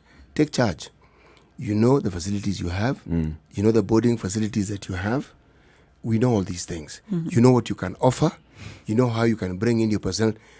Organize yourselves. Charge. Stop waiting for the Take charge government. and tell the government, this is what we have done. This is what we are prepared. Now, these people you want to bring in, we can accommodate this number of people at this rate over this period of time. Take charge. By But the now, time- City- sorry, can I ask a question? Because now maybe you'll answer. Dr. Korea, by the time now hotels are being pulled in as then suggested facilities for quarantine, isn't there a set of guidelines that they would then have been given to say, you're now a quarantine facility, whatever you're going to charge, that's up to you, but there's certain things that we're saying have to be put in place for this, otherwise we can strip you of that facility. my dear. Clearly, the guidelines are there from MOH. They're Yes, there. they're there, but Have they been given to them? No, you can't Have talk they to. been given No, to- no, don't talk to individual hotels. Talk They to have the a hotel association. keepers Yes, that's what I'm association. saying. I'm Yes, asking, isn't there a set of guidelines that whomever it is that they have been given to, something they should follow that they clearly are not following? This is something that should have happened. By the time they're declaring we will have mandatory quarantine in government mandated facilities or hotels, Yeah. those are things that should have already been in place. Right. Yep. But clearly, by Monday, when you're having that conversation here with CAS Mwangangi, those It was things not. were not in They place. were not in Yeah. place. Yes. They were not in place. And so that's why I wanted to ask CT. When You're you're asking saying, me? yes, to your point, you're saying people should take charge and whatnot. Yes. It is 8 days later. okay. If there was any transmission, anything, it has already done, happened. Yes. So should we then perhaps increase our mortuary capacities, or should we try and set a program where we are going to train more pathologists, or should we actually just do what we need to do? Everybody needs to do what they need to do. That's what I'm saying. And we as citizens, is there a way we can help them? Because probably, if you look at some of these facilities, they're looking at, we don't have gloves, we don't have masks, we don't have disinfectant, we don't have hand sanitizer. We need to give to these people that we are hosting. If they don't have them, and we're waiting for government to drag its What feet. capacity does this country have for producing these things? Start there. Who produces them? All I'm saying there. is They're the there. associations. Things are Yes, there. the associations who deal with these things. And even the Mercy. things you are mentioning, they're not yet out of stock. Those things are No. all No, available. they're not They're out not. of stock. We They're had not. produce them. They're there. They're all available. We had Mercy, CS the However- situation we are yesterday. in. However, Eric asked the question, what do we do? But we are part of these groups. People who, the citizenry, are in the hotel industry. Yeah. The citizenry are in the pharmaceutical industry. We are in the media. But apart from that, we are in other associations as well. Yep. When I say our participation, it's actually paramount. Each of us knows what we can do. People who are listening, they know what they can do. They know. Now, if you're waiting for the government to tell you what to do, It's not going to happen. we will be having this discussion in heaven. That is if you get there. Or the other side. But I think we're here because people who are supposed to be disciplined and stay in self-quarantine couldn't. No, we pick it up from where we are at. Yeah. Right? Here is where we are now. Yeah. Okay? What can we do? And there's a lot we can do. a lot of That's water really what under I'm the saying. bridge. Now, Yes. here we are. Here we are. Here we are. What you're saying, absolutely true. And it's a continuum. We even know that. We want it to stop being a constant. So when you start doing things and taking matters into your own hands, you stop that tide. We can see it. We know it. It's alarming. It is shocking. Yes. But then here we are. We're putting a halt to it. Indeed. People like Melanie, family members who know what's happening, gather together, raise this issue. Tell us if you want us to contribute towards, getting these things to your family members. We will do that. So then you want to ask yourself, if this is happening in a hotel where you're paying between That's 5 the and point.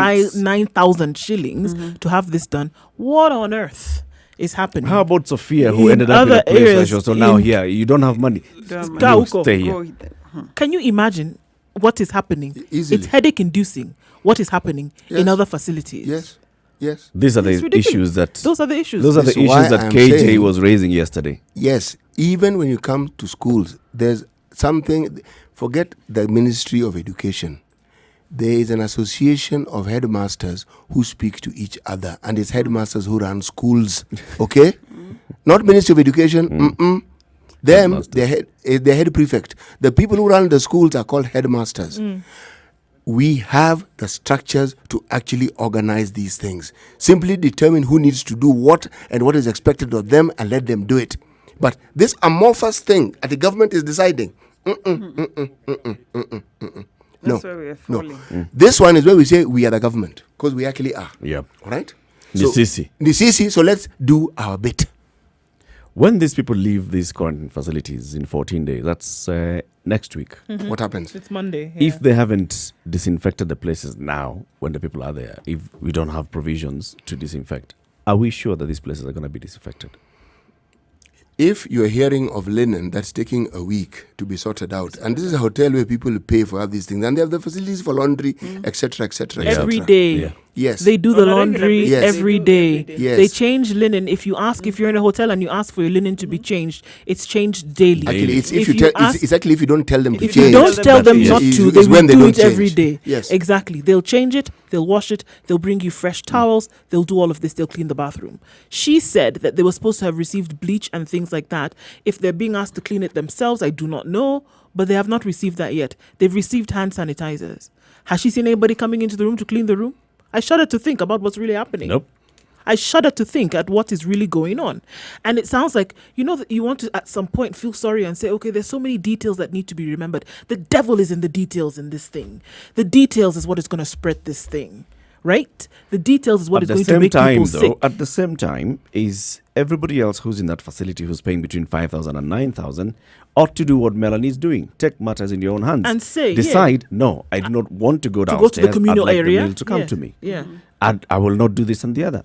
Tell the hotel, look, this is what you're supposed to do anyway. Rise up You and say can't something charge me an about extra it. You amount. should do for this is not anyway. ordinary room service, Yeah. which is a luxury. This is why I'm saying No. now for those individuals, you have what the requirements are to be a quarantine facility, and you know that certain things are not going to be done. In the event that these things are not being done, Yeah. the individuals It's your then life. who are the guests of this place at this point, open your mouth and say. That's the responsibility that we're talking about in this Yeah. case, where you can't physically do anything with your hands. You have your voice with which you can make something happen. Actually, it And starts it's with you not have a just- brain which you can To use engage. to think. Yeah. Yes, and then pass on the information to the rest of your body so that you actually do what it is that you need to do. This one, we all have to think and we all have to do. I think there's also the misconception, which is why I asked Dr. Mercy to be very clear about what happens during quarantine. These are people who are not receiving medication. You're not bedridden. You're Yep. not sick. You're otherwise healthy. You're okay. You're You're okay. basically waiting for There symptoms to there come are upon you. countries that claim Okay? that have pronounced a lockdown, but you'll find students are still in the university. I'm explaining. Shops are still open, but they call it a lockdown. Yes. When the lockdown is disobeyed and they've given you terms, then now they say, okay, now what you do, get out, go home. It's clear that this thing we're telling you to do, you cannot actually can't do do. as we're required. There is something here. This personal responsibility will be our survival. This one where you realize, this country ni yangu kama ya huyu mwingine tu. There's no one who has a bigger share of this country. Some may think they do, but this disease is a great leveler. You realize, same. Take that decision. All these wonderful structures and organizations and things that we have in this country, this pride we have in putting things on paper wonderfully and having these things wonderfully on paper, this is the time to put these things into action because we have them. We have them. It's interesting because the president of Ghana said yesterday, and it was put out there in a public address, he said, we have the power to change an economy, but we don't have the power to bring people back to life. In this one, there's something you as an individual can do. Allow and that me to quote him responsibility verbatim because I was impressed by that. He said, what we do know is how to bring back the economy to life. What we do not know is how to bring back people to life. To life.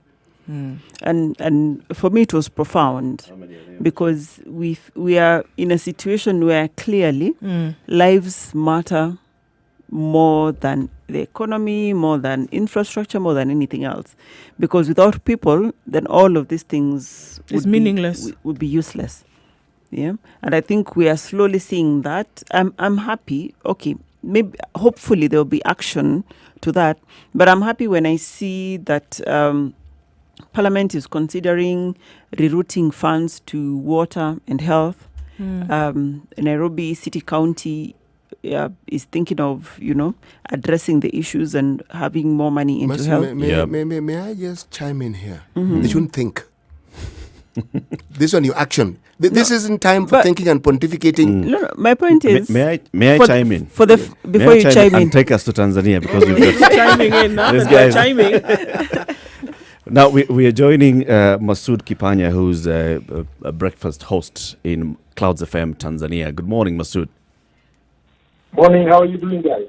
Good We're fine, morning. thank you. Yeah, what's up? How is it in Tanzania? We understand that Tanzania, the president has told you guys, chapa kazi kama kawaida, no lockdown, not many measures being taken.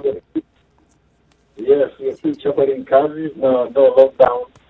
And the number is still at 14 Yep. people affected. So, yeah, we're still going to work.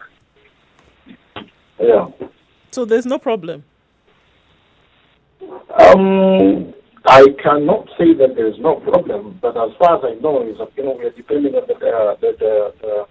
as I say, the number is only 14.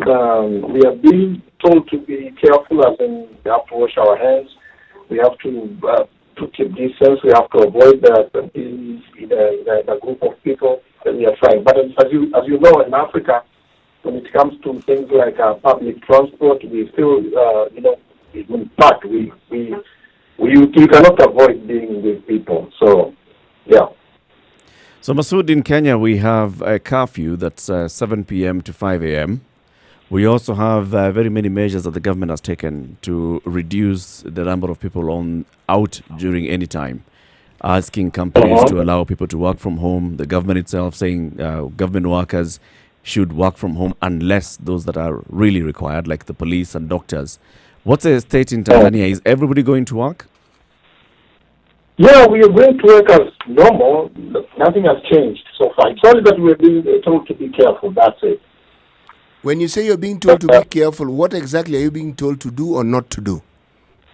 We are being told to wash our hands. Actually, in every shop that you go, if you want to go and do the shopping, wherever you go, you find a small bucket there with water, sanitizer. You have to wash your hands. That's it. Right. Yeah.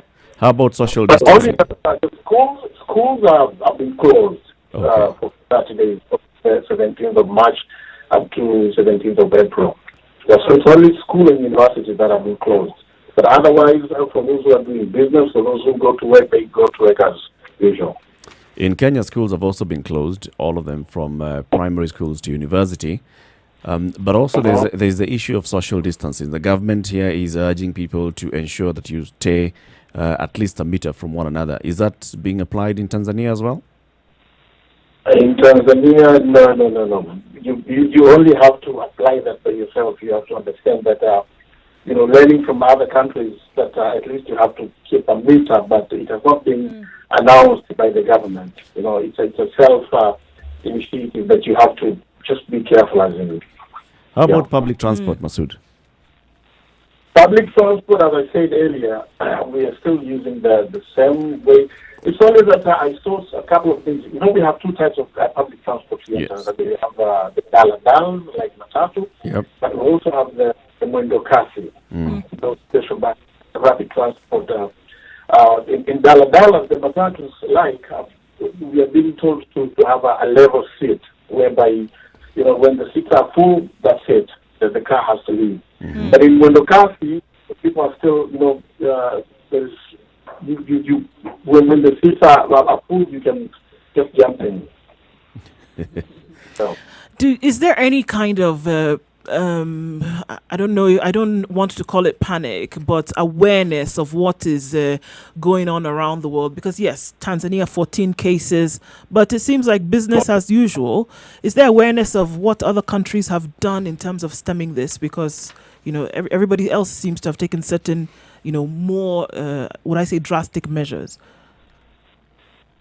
The panic is there as we are not an island, so we understand what's going on around the globe. Yeah. We read, social media, but we go to mosques, to churches, no curfews at all. Yep. But what I think is people understand that we are worried about what's going to happen in 15, 20 days from today because we don't know what's happening.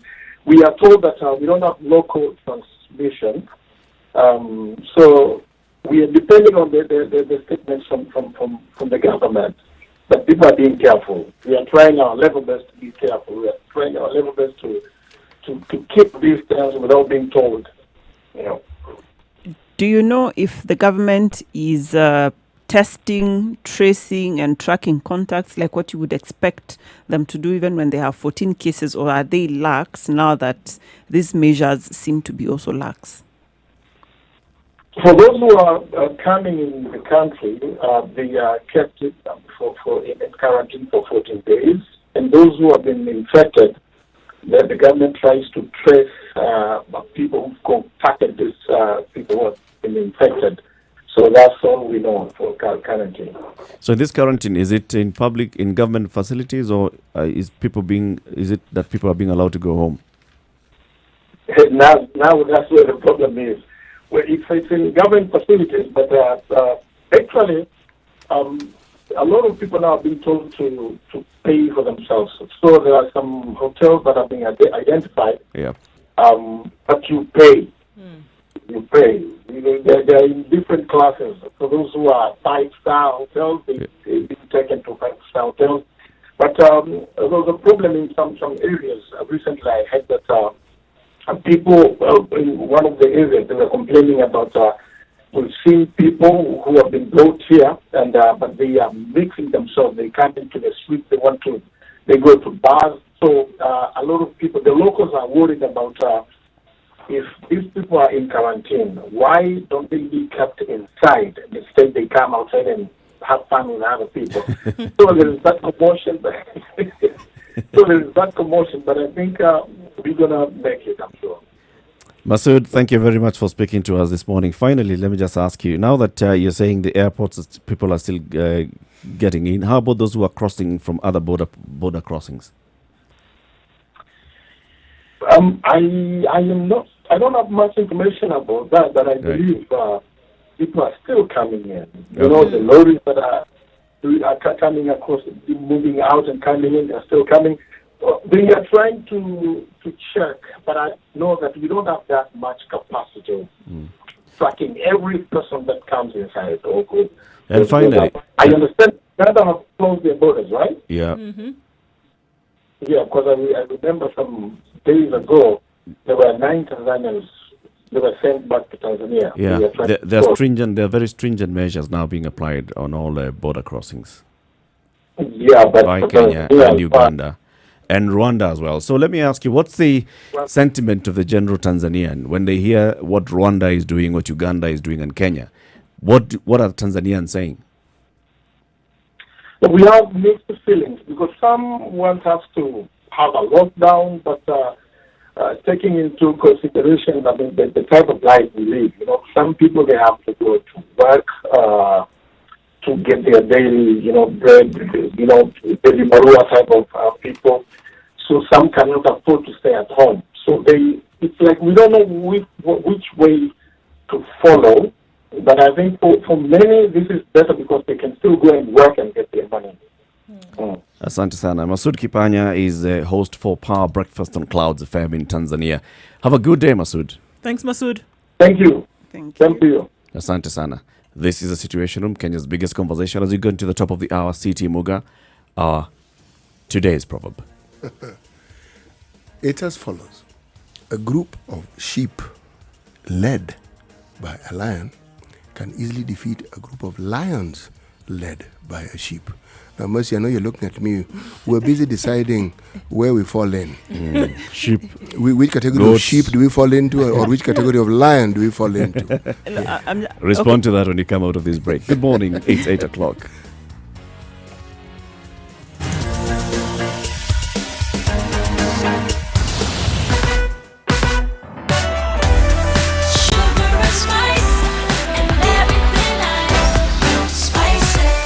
Spice up your life. 102.5 Spice FM. Jam or no Kisumu. jam? That is the question. In this case, no jam. Really, wherever you look around the city of Nairobi and in most towns across Kenya, no traffic because of what we see. Most people being asked to stay at home. People are going to get about their business until about 5 or so and then start heading home. We already know that ferry is up for service, but that is being managed to the best of the ability of the KFS this morning. So everywhere you look, it seems to be A-OK, except in some areas where people are not, again, maintaining the directive that was given. So you need to be careful. Take your responsibility and don't get into a public service vehicle that has more than the allocated number of people. Sawa sawa. Let's do that. Spice FM KE is how you can reach us on Twitter.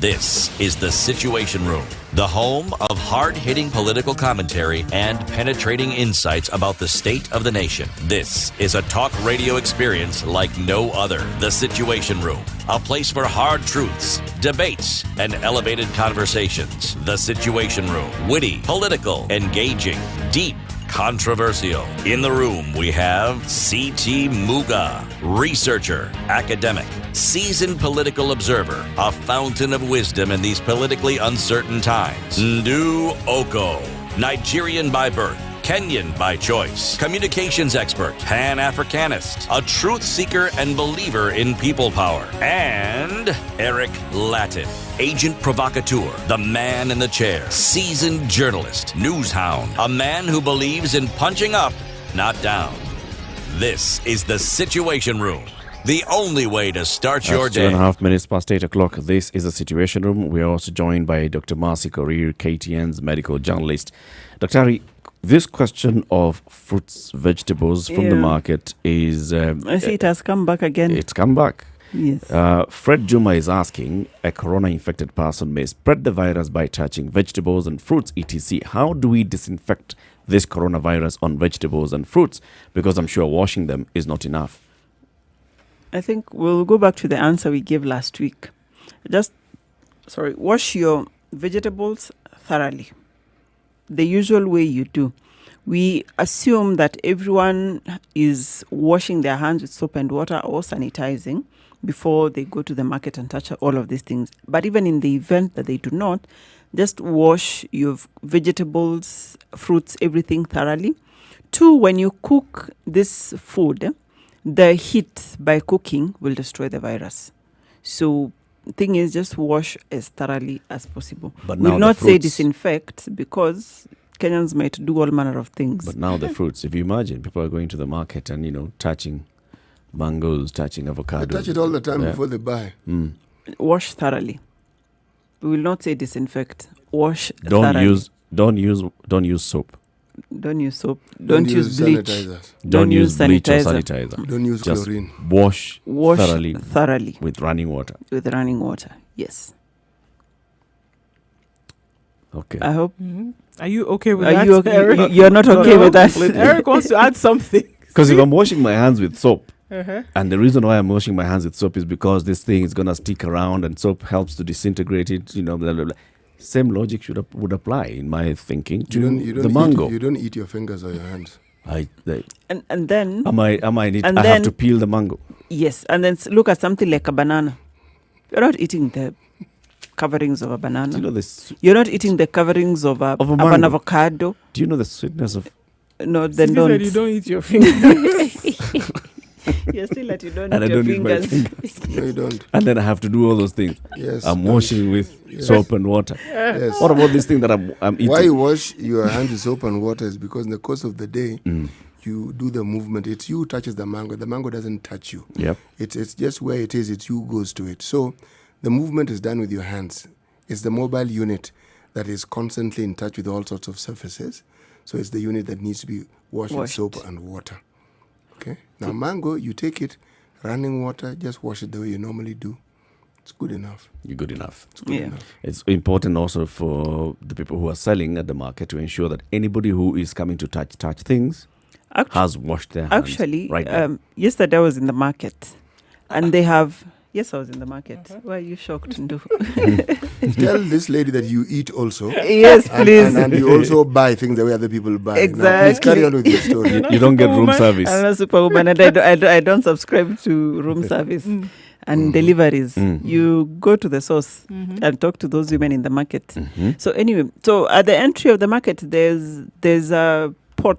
Do I call it a pot? There's a contraption of container with water. Okay, I don't know what that water had, because by the time I was done cleaning my hands, I was almost peeling off. But anyway, there was water.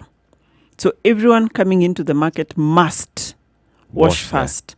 So that means by the time you're going to touch vegetables and fruits, your hands are checked that you actually already washed your hands. hands. And there's somebody manning the gate. Oh, good. So as you get into the gate, there's 2 water points and everyone queues.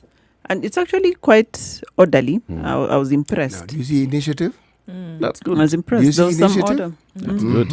You see? And this is happening across the country. I saw some photos over the weekend where Baringo Senator Gideon Moi had gone to a certain marketplace. Exactly. And the first thing that he was told to do, Wash your hands. They've got it. They've gotten it. You see it happening you see it happening in bus parks. They and they're not waiting for the county government or they are doing it themselves. The county government may come in, but it's after they have begun the initiative themselves. Yeah. This thing of people organizing themselves, not that it can be done, it's actually being done. But it can be done on a larger scale. Yes. And I hope this thing will be sustainable. Once we lift the pandemic on coronavirus, I hope we'll continue with the same habit. Not that now we were doing it for coronavirus, and now that it's over, we go back to our old habits. Yeah, I think there are many lessons that can be learned from the present situation in terms of what should be done later on. I mean, something like social distancing.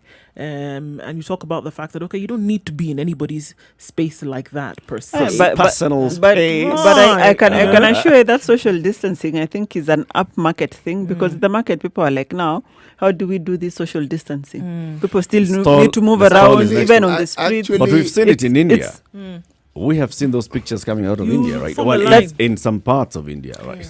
But where they've even marked it for you. Actually, I know of shops where they've even given you the distance. 1.5 meters. It's there. And they've even marked it. And it's marked for you. In my market, no. They were even saying social distancing. In fact, the quote was EOCOCC. Social distance here too. You know something? Information, simply the mindset that they have also took a bit of time to get to where it is. Now to disengage so that it can allow in some new measures. Yes, that they have water. It's good. Phase It's a 1. good start. The others can follow. Believe me, if there was no washing of hands, then you'd say, hey, this thing isn't getting through. It is. It is. It is.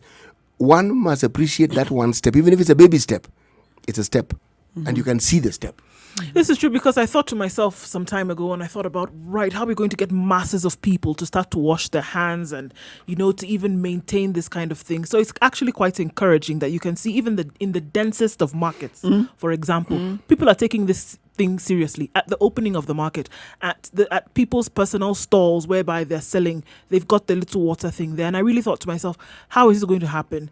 And then I saw pictures of Balogun Market yesterday. Now you must understand that in Lagos has half the population of Kenya, right? Lagos has 20 million people. Balogun Market is the largest market in West Africa. And I thought to myself, how on earth are you going to be able to get people to have water points? Let's not even talk about just water points for them to be able to start washing hands. And then I saw pictures of Balogun Market. So for me, I said, look, if this can happen here, Omo, it's possible. It can happen anywhere. But also now, the sad thing is that we need to do all those things at the same time. This virus is not giving us time to learn. We do. Exactly. Just do the water first and then quickly. No. But we need to remember, do all these things. The thing you must bear in mind, and why I've been saying it can be done, these market people, even the process of things getting to the market produce, Organized. they are It's organized. Actually, it is People very who sell organized. fruit, people who sell Yes. vegetable, people who, these guys are already They have a structure. Organized. They have a They structure. have a serious structure. And that is Just something- use that structure. Exactly. And they have a that good organization leadership. is something that actually can be And they have ridden leadership. upon. They have it can be leadership in ridden the upon markets, yeah. to get this thing done. Yes. Absolutely. And this is something that's replicated in literally every sector in this country. Everywhere. Even though shoe shiners have their own setup, everybody. This is why I was saying we have structures which we are not using. You're not utilizing. We Now, have Interestingly enough, the if we look- resource. if we look at the countries that are using, if you talk about Rwanda, because I just went to read and I talked to, again, a journalist friend of mine in Kigali, and he said that's actually what they are using for this food distribution. They're using the organizational bodies that are already existent to see then how they're going to make sure this food reaches the families. So it's not families coming to points every day and collecting food. No, it's using the systems and networks that are already in place to say this food is available. How then are we going to get it across to people? So they're using the already existing structures. So that's a pure example now of what you're talking about. That can it actually be done? Yes, it can. I think sometimes we say, oh, because we are developing, we don't have this, that, the other thing. So there are some things then that we're not able to do. Na lie. no, We can. that crybaby story. Na lie. Yes. Today you have gone. It's gone completely like native that. on us. It's good. Yeah. It's good. It's good. The moment demand such things, you must get back to your roots. Now, wow. Yes. So if Na nalai lie. is that it's a lie, what does nawao mean? It's serious. It's a wow. It's a complete wow and a lie. Yes. Omo. Omo, be serious about this. It's a Situation Room, Kenya's biggest conversation. In a short while, we'll be talking to the chairman of the Kenya Pipeline Company. Now, what has KPC done with regards to this coronavirus? Remember, the government asked KRA to ensure that they release some of the, what is it? Yeah. No. Sanitizer. That's that alcohol that they were holding. Which one is it? The one which had been impounded. The one that had been impounded. ethanol. Ethanol. Yeah, right? yeah, yeah. Ethanol. You Release made it the sound ethanol. like it was something was out of wondering, what this is world. this I was thing? It wondering. is out of this world, isn't it? We don't use that word on a daily basis. How often do you use the word ethanol? If it was bread, we would know it immediately. Or petroleum. We would know it Kenya immediately. Petroleum. Ethanol. Right? So ethanol was released by KRA, given to Kenya Pipeline. Kenya Pipeline was told to work with the local oil companies to manufacture hand sanitizer. They've basically done that, right? So the hand sanitizers are ready to be given out for free by the government across the country today. So we'll be talking to the chairman of KPC to know what other measures as well the government is working on. John Gumi is a man who has been chairman of KPC. He has worked in government in various he has sat in various boards. Actually, how many boards, City? Very many. Many. A banker. So if you're talking about finance matters, the man actually understands He this knows thing. it. In fact, he's a career banker, so to speak. But he's been in this position, I think, for now 5 years. Yeah. Yes. 5 years now as chairman of KPC. So it'll be important for us to talk And to has him. done and hear some that. remarkable things while at it too. At KPC. Yes. He was also chairman of a concert, it's called. Techno That Village. City. Techno that City. one. That one. There's a concert development authority or something like that, right? So we'll talk to him. This is a situation. If you've got any questions for Dr. Marcy Korir, please call in and ask Dr. Marcy Korir, 0719-012-600. Also, you can post your questions on Twitter and Facebook, Spice FM KE. You can go to YouTube. We are live streaming on all these platforms, Spice FM KE on YouTube. Post your question there. We're going to see it, and Dr. Marcy Korir will give it her best shot to answer. Because if you ask her, so how many people does one virus kill? No, Surely that's. I think possibly we can say one. it was one virus that started in the epicenter in China, Wuhan, that we all have here. It has just grown and multiplied. So maybe These are the one babies. has killed everyone. So that's a question you'd ask. Okay, then the next Yeah. question. Does the virus have gender? Yeah. City. When you're describing virus, is it he or she? Or is it it? Is it it? Or I think it's it. Or is the it a they? Do they need to be two so they can multiply? I think I need to go back to med school. There you No, go. no, you actually don't. It's an opportunity to actually explain, because these are terms that people come across Yeah. every day, and if it isn't explained to them, Yeah. this opportunity has provided such an avenue, they will make it up and figure out what this thing is. They'll throw in their myths, their misconceptions, and then they'll come out with an explanation that suits them. And it will fit. Yes, and that's what we're battling with now. These things that people have decided for them, iko namna hii. And so you're telling them, actually, it isn't namna hii. It is namna ile. Then they'll be like, no. And I tell you, no. No. We don't. Even when there's science to back that up. The black thing was completely debunked. It doesn't touch the black man. That's gone. 15 minutes after And 8. the Let's weather. take a look at the weather and then the conversation continues. Good morning.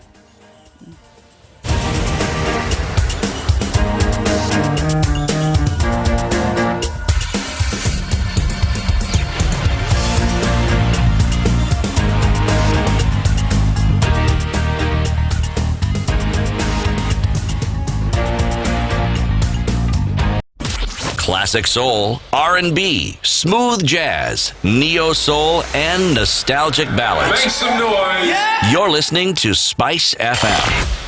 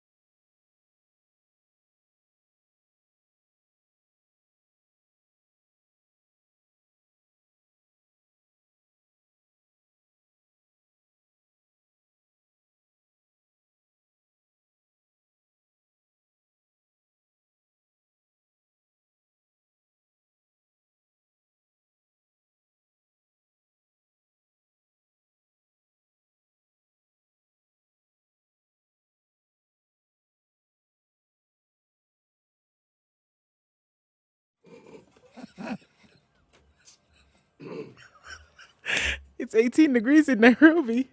Partly cloudy conditions, highs of 25 and lows of 16.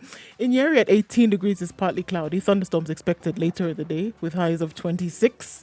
In Nakuru at 17 degrees is partly cloudy as well. Highs of 27 and lows of 14.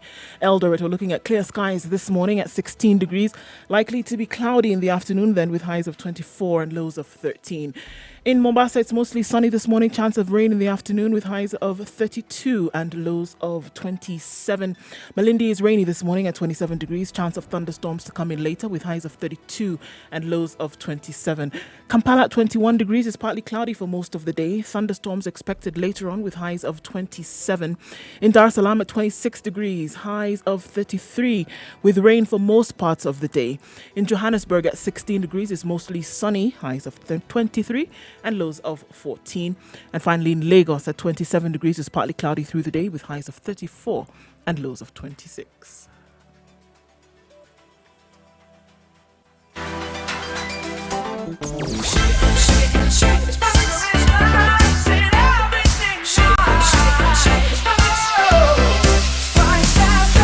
Spice up your life. Mature, intelligent talk every morning. Spice up yourself.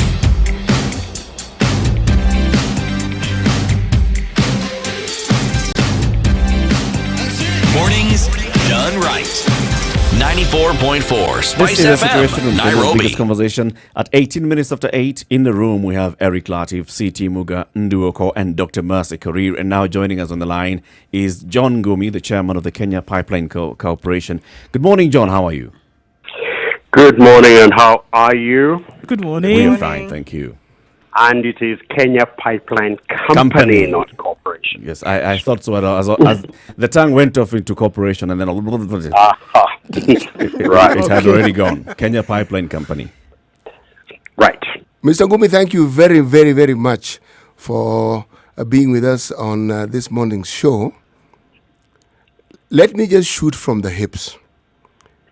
What exactly does Kenya Pipeline do, and what have they done to help stem this tide of the coronavirus? Right. Our day job is to receive, transport, and deliver petroleum products, premium petrol, diesel, and aviation gas to users in Kenya. That's our day job. Right. That day job, to come to the second part of your question, means that we have expertise in various areas. We have a highly trained team of industrial chemists, and that is where our involvement in the current sanitizer distribution campaign comes in. Our chemists were able to convince us that given that sanitizers are really alcohol-based, that there was the capability within KPC and within the oil industry in general to produce sanitizers quickly and efficiently for mass distribution. So we rounded up the industry, got government to give us ethanol, and the outcome is that we have already produced with our partners 130,000 liters of sanitizers, and hope to produce within the next 3 to 4 weeks up to 1 million liters. And what would you say is the actual cost of producing these sanitizers? Tough to say. We will do that. We will do that costing at the end of the process. Yes. But what we can say roughly is around what the 1 million liters will cost. Roughly 2 billion. That is not the street value, of course. Hello, Mr. Ngumi. We've lost him. I'm sure we'll get him back. Yeah, so let's try and call him back. Brian, let's try and call John Ngumi back. This is the chairman of the Kenya Pipeline Company, John Ngumi. He was giving us a rundown of what Kenya Pipeline is doing, working with the other players in the industry to getting to at least 1 million liters of hand sanitizer over the period. That's a good amount. That's a good amount. If you think about that small thinking, how it's about what, 100 ml? It's about 120, 150 ml. The 150 small one. ml. Right. So when you distribute that many, 1 million liters for free to the people, that's a good thing. Now he was telling us, what he was mentioning about 2 billion. 2 billion. Yeah. In terms of cost, and I was asking whether that was a street value or should we call it market value, or was it just the cost?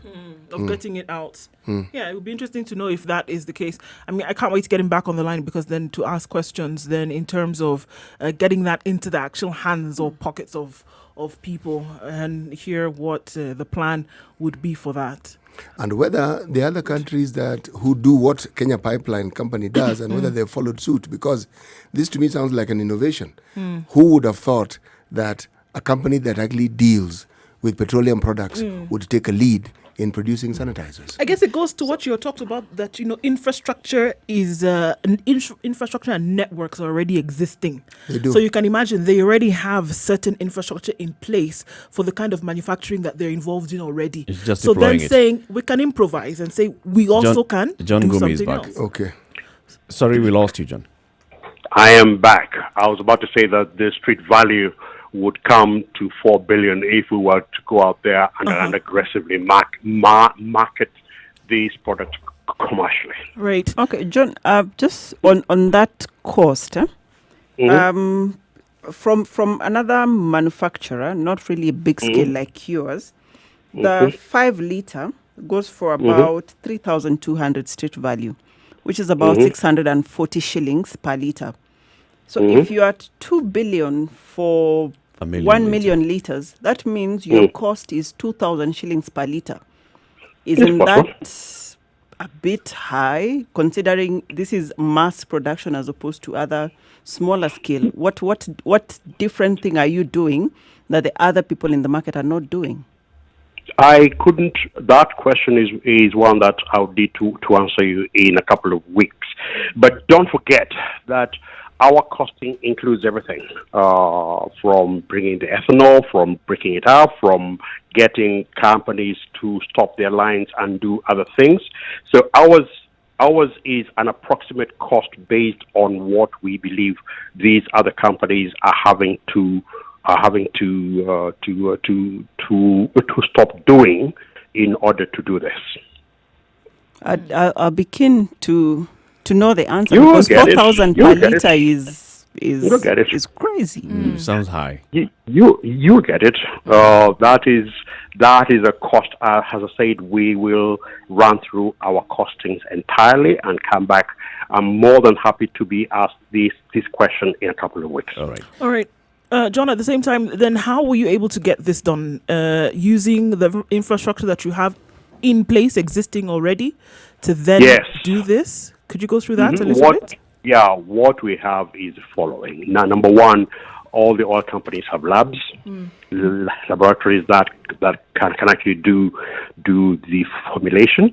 Number two, oil companies have been very, very generous in letting us have their lube lines for using to pack this in. Number three, we've got connections, already existing relationships with SGR, with Maersk, with EABL, Coca-Cola, and others have come in as well and actually doing the distribution. Right. So all we've done is to take existing infrastructure that works in Kenya and adopted it to this. In terms of distribution then to the citizens, or distribution to what, and who are we talking about? Are we looking across strata? Everybody's going to get one kind of thing, and how then are you going to make sure that this happens? No, we started with hotspots as defined by the government, right. Nairobi, Mombasa, Kilifi, and so on. Yeah. And we are doing this in two ways. Number one, we are going directly to the most vulnerable. Take the informal areas of Kenya, the slum areas, to be honest. Yeah. Kibera, Nakuru, and so on, where we deliver directly and work with groups which are working in there already, like Shopko in Kibra, with Jockey Karaoke and her group there, with Keto Classics and in Korogosho, and those kinds of groups, and we are looking to work to partner with those in most places. Number two, we are also, as a national government body, working with the county commissioners. So we have delivered products directly to the county commissioners. There is a third element, by the way. We have delivered already 6,000 liters, and we'll deliver more to the police and prisons. For how long, John, do you anticipate this 1 million liters of sanitizer would last, and what will happen after it's over? Well, a couple of things. Number one, sanitizers is not our business. What we have done, and what we hope we have done, is to stimulate and interest others who will do this also to enter. We are using, don't forget, we are using an ethanol which has been obtained from the KRA, which had been seized by the KRA for tax reasons. We do have people like EABL who are now denaturing alcohol to make sanitizers. We are getting ethanol from the likes of Kenya Wine Agencies, but really ours was a catalytic role to encourage, first of all, to fill an immediate gap, and then secondly, to encourage either makers of sanitizers or makers of soap and suppliers of water to have time to come to the party, so to speak, as we exit. So look at ours as a quick response by the government, while the rest of the agencies and companies who are far better placed to do this, they get their acts together. So like a catalyst then to get other people moving?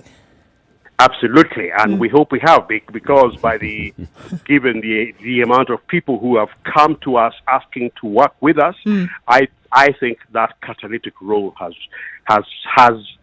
panned out even better than we thought it would have. Let's talk about accountability now, John, where you're distributing 1 million liters of hand sanitizer in a market that also has other players distributing theirs for sale. Now, this is not the job that Kenya Pipeline does, distribution of hand sanitizer or anything for free. And as we know in this country, when you especially talk about those vulnerable communities, people take advantage and they go and hoard this product and start selling it on the back door. How do you ensure that this reaches the intended beneficiary? We can't solve all the problems of the world. I've told you that first and foremost, in Nairobi's slum areas, we are working with the groups who work directly with the people. So our hope is that the groups whose credibility and continued existence depends on their being honest and working with their communities will deliver that sanitizer to them. The other group the other route we're using is the county commissioners. We hope that it gets to the people. We aren't policemen, and we really can't stand with a stick in hand to ensure that every sanitizer gets to the person. We do what we can, and what we have done is to produce the sanitizer and to try to the best of our ability to make sure that it gets to the end user, but we will not promise that leakage, so to speak, will not occur. To the best of your knowledge, John, is there any conversation that's happening in government quarters to help stimulate the other private sector players to be able to produce this faster and more affordably to the populace? For instance, tax breaks or in terms of availability of the raw materials? That I don't know, but I do know that there is an initiative by some players to request government to allow them to import or produce ethanol, because that's what you want. Okay, John, taking you back to the money. Assuming the cost, yes. In this country, when we hear money, all our ears are up. And all our if you combine money and Kenya Pipeline, continue. So now I'm looking at it. If assuming the cost is 2 billion, is there actual money changing hands, moving around, or is it in kind? Because you've mentioned several players who will come along, EABL, Coca-Cola, wine agencies. Is it all in kind, or is there actual money that will move hands at some point, or that will need to move hands at some point? And if so, what are your estimates? None of those entities have asked for a penny. Everybody is contributing in kind. That's very good. That's very good news. Will you pass our regards to them on our behalf? I mean, anybody who's contributing to this is welcome. Yep, it's Kenya Pipeline. It's the oil marketers, Vivo, Kenol Cobel, Oil Libya, Total. It's Maersk. It's SGR. It's EABL. It's Coca-Cola. It's Kenya Wine Agencies, and also latching on to the same distribution system that we have put together are the likes of Menengai and Pwani. So what are Menengai and Pwani assisting with? Menengai. Remember, I said that ours is a stopgap measure. Yes. That the real McCoy will be with the sanitizer players coming in, but also people with water and soap. Well, Menengai and others have contributed soap, and Pwani Oil have used their product and lines also to produce and distribute in the coast region. Okay. So, John, just before we let you go, just remember one of the areas that you could consider as you're distributing this is the quarantine facilities. Yes. that is a we point understand that they don't have. Actually, there are two areas which have occurred to me in the last 24 hours, in the last 48 hours. First one is the quarantine areas, and the second one is Huduma, because Huduma Kenya came to me last night and told me that they are serving people and they have nothing. So that is something that we are taking up rather urgently. Number 3, police officers. We have already supplied to the police and are going to supply more. Asante. We've already supplied 6,000 liters and have committed more. What I would ask you is to ask your people to contact Kenya Pipeline for those groups which are closest in touch with people, with people in need. We don't know them. We know a few, but we do not know them. And we are responding positively to any such request. How do they get in touch with you? Well, I could give you some long and detailed, but send them to me. I will ensure it gets to them. My email address is easy, john.ngumi@kpc.co.ke. John.ngumi@kpc. John.ngumi at kpc.co.ke. And my phone number has inhabited my business cards for the last 25 years. It's no longer a secret, so you may give it out.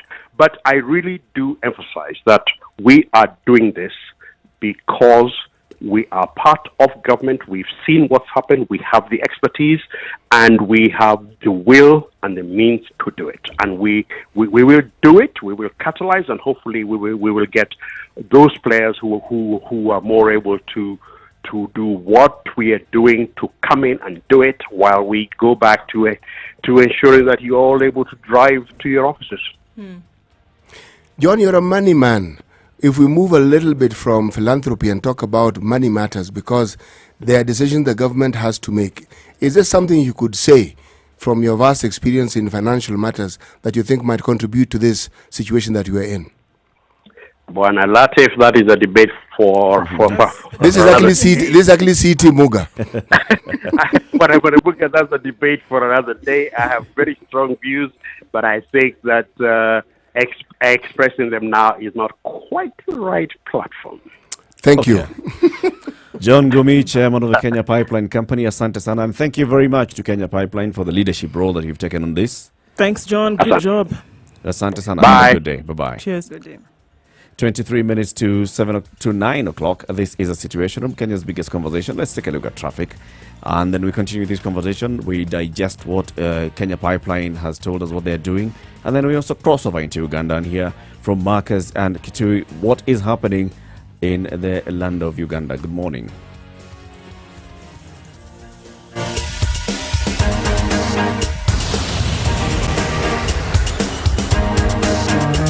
Online, on digital, and on radio. This is Spice FM. Okay, so it seems that there's some traffic on Jogo Road this morning, and it starts as far back as Hamza, inbound to the CBD. You see the same thing happening approaching Pangani. A bit of traffic, like a normal Monday morning. It's not too bad, but it's almost reaching to bumper levels.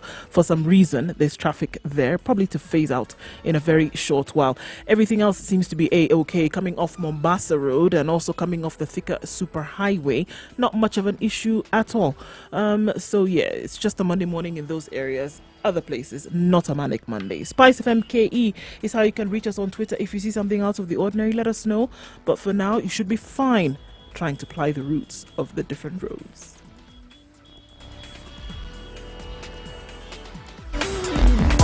Sugar and spice and everything nice, everything nice. Spice FM.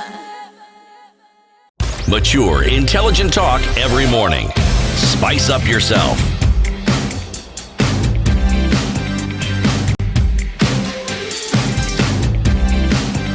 Mornings done right. 94.4 Spice It's FM, 9. This is the Nairobi. Situation Room, Kenya's biggest conversation. In addition to what Kenya Pipeline are doing, I think it's also important to mention, because I've just received this from Carol Karugu, the CEO of Kenya Private Sector Alliance. What the Kenya Flower Council and the Kenya Private Sector Alliance are doing. So, our flowers are not going to the market in Europe. And therefore, the flower farms are basically just producing flowers that are going nowhere. And they've had to send a number of workers home, some on unpaid leave, others on paid leave.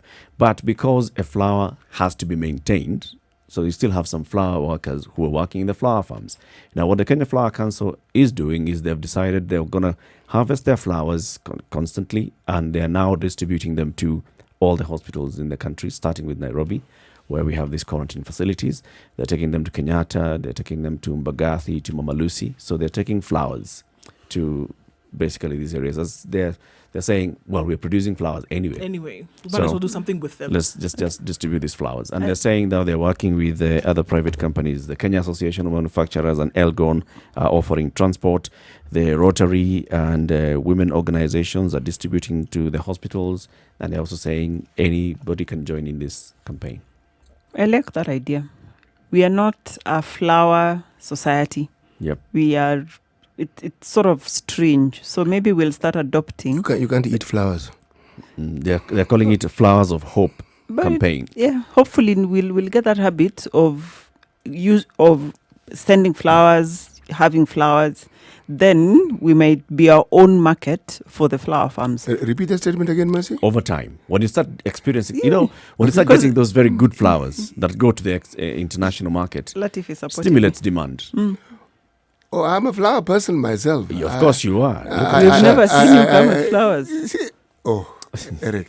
So now what Mercy is trying to tell you? Now This is indirect messaging. I got it. I wanted to understand. I got it. Paul, but you walked right into that. I wanted it. And on that You're on your own. on that note, Let me Eric, deal. the government apparently has also gotten in touch with the Fashion Council of Kenya, and they've wanted to know the capacity of those who are in this industry. And I'm being told the EPZ sector has already given their capacity, because they directly represent on the Kenya Association of Manufacturers Board. Yeah. And they're saying that they can produce some of these things 1 million a day. Mean they can produce face masks A million face masks a day. PPs. per day. Masks. Per These are day. masks we're talking about Masks. now. As I said, this Yes, COVID is and a they're good talking thing. about not just that. They're asking about face masks for public and surgical use, scrubs, surgical gowns, headgear, foot gear, gloves. We can make them locally, in case you didn't know. I just been course we told can. what is the capacity. This is a good thing. So that we, hopefully, after this, we can move away from relying on external markets to import everything. Yet, clearly, It can be done. we have capacity for Talk it. about linen for all these hospitals. We revived a company called Rivertex just the other day, and the president has been wearing shirts from them and probably CT from them the president every Friday. I've heard what you people are saying. I even know where you're going with Mutahi this. Kagwe every Sunday Yeah. and CT Muga every day. every In single good day. company, right? man. So if Rivertex can do something like this, then they can also do scrubs for doctors. Brother, you're using and- my garments to advertise Rivertex. Yes. Okay. They can do scrubs for doctors, You face do. masks, Yeah. They can Give do it a everything. tinge of excitement. Surgical gowns. Give it color, There you go. flowers. Voila. Yes. Make it made in Kenya.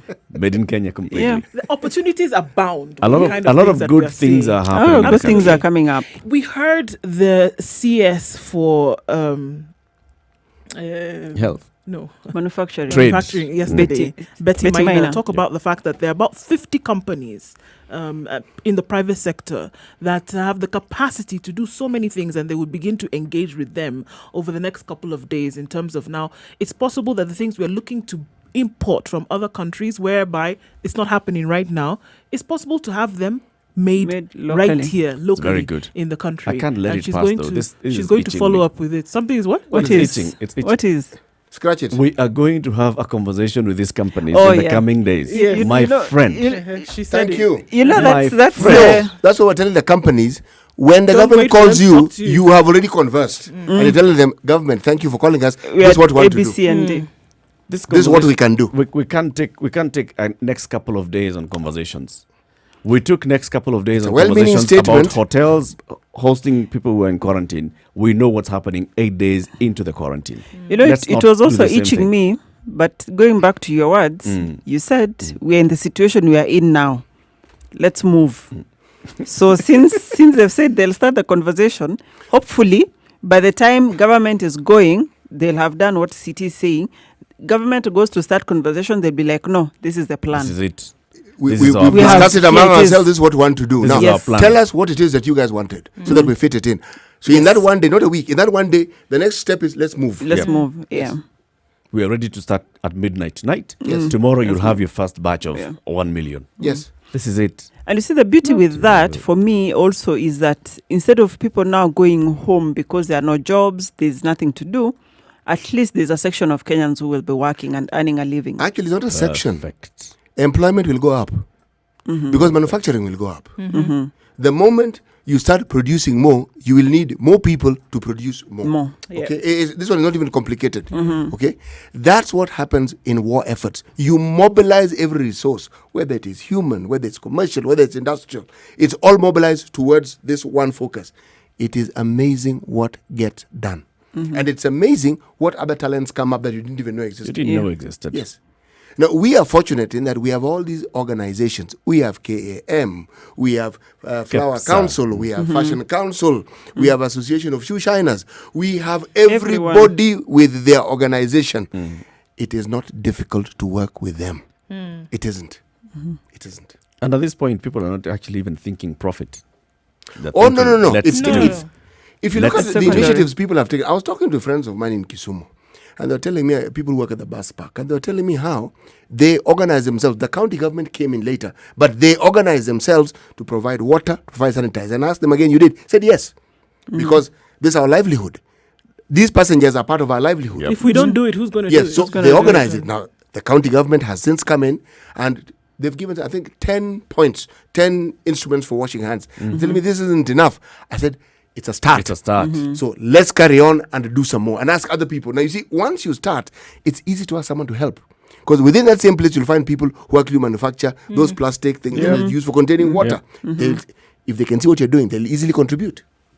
Because they already have the plastic tanks. They're there. They're All selling they them. need is And the fit a tap. taps. That's Yeah, it. fit a tap. And even that they can do.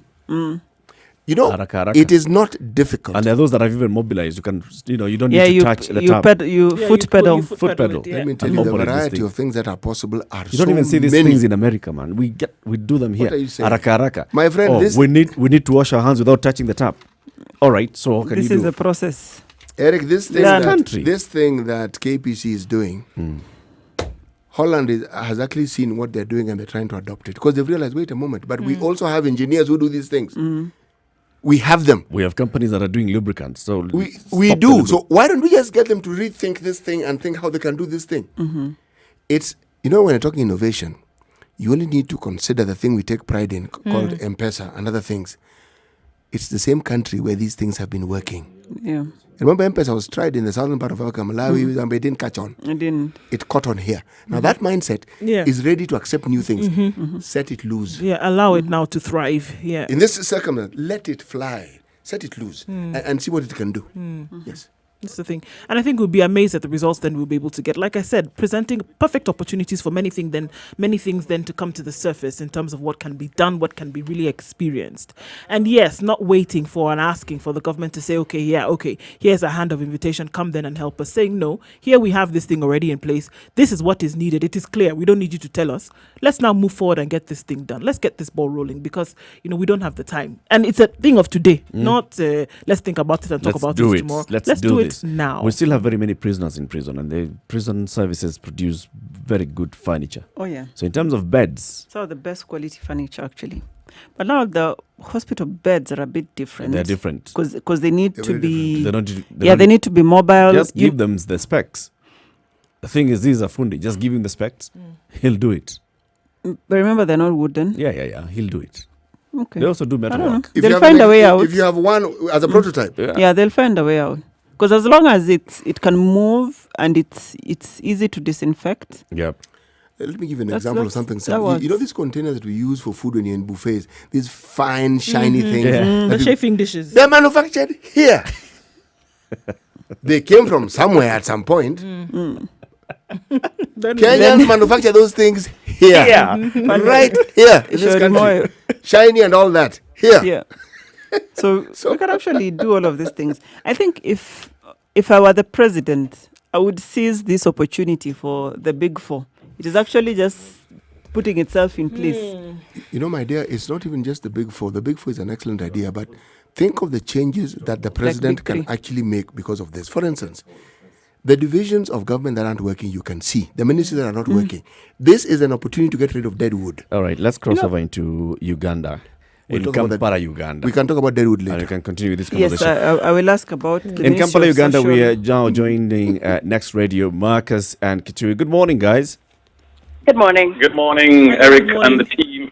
Morning, guys. Good morning. Tuko salama kabisa. How is Uganda today? Very good. The sun has come out today. It was raining all weekend, but I think it's been raining in Nairobi as well, so I'm told. Yes, it has. We've had 4 days of sustained heavy rains. Okay. We had been told about this by our Kenya Meteorological Department. I don't know whether your Met had told you anything. Leave our mate out of this. Okay. All right, moving on then. So, guys, Kenya now has 42 cases, still one death out of coronavirus. What's the status in Uganda? I would safely say you guys are doing a little bit better than us in as far as the growth rate of this is concerned. Because as of the last conversation we had, you had 28 cases, yes? Yeah. And we had about 8 cases at the time. And now we've more than tripled. We're at 33 now. Whoa. And you've not even doubled yet. Yeah. So I think in as far as new cases is concerned, you guys are doing a little bit better than us. We're at 33 now. Still no deaths, thank goodness. How did Kenyans react to that first death? There was, well, of course you expect whenever you hear somebody has died, there's sadness. And then there's now starting to realize the thing starts getting home that, well, this thing is real. That coronavirus is here and it's possible for people to die. So that was the kind of somber realization that we got out of it. Did people take the precautions a lot more seriously after this? Well, it's yet to be seen because immediately after that, remember, the government was also instituting the new heavy measures. One of them being we now went into a curfew, 7 p.m. to 5 a.m. curfew. Yeah. Every day across the country, everywhere, the territorial boundaries of the Republic of Kenya.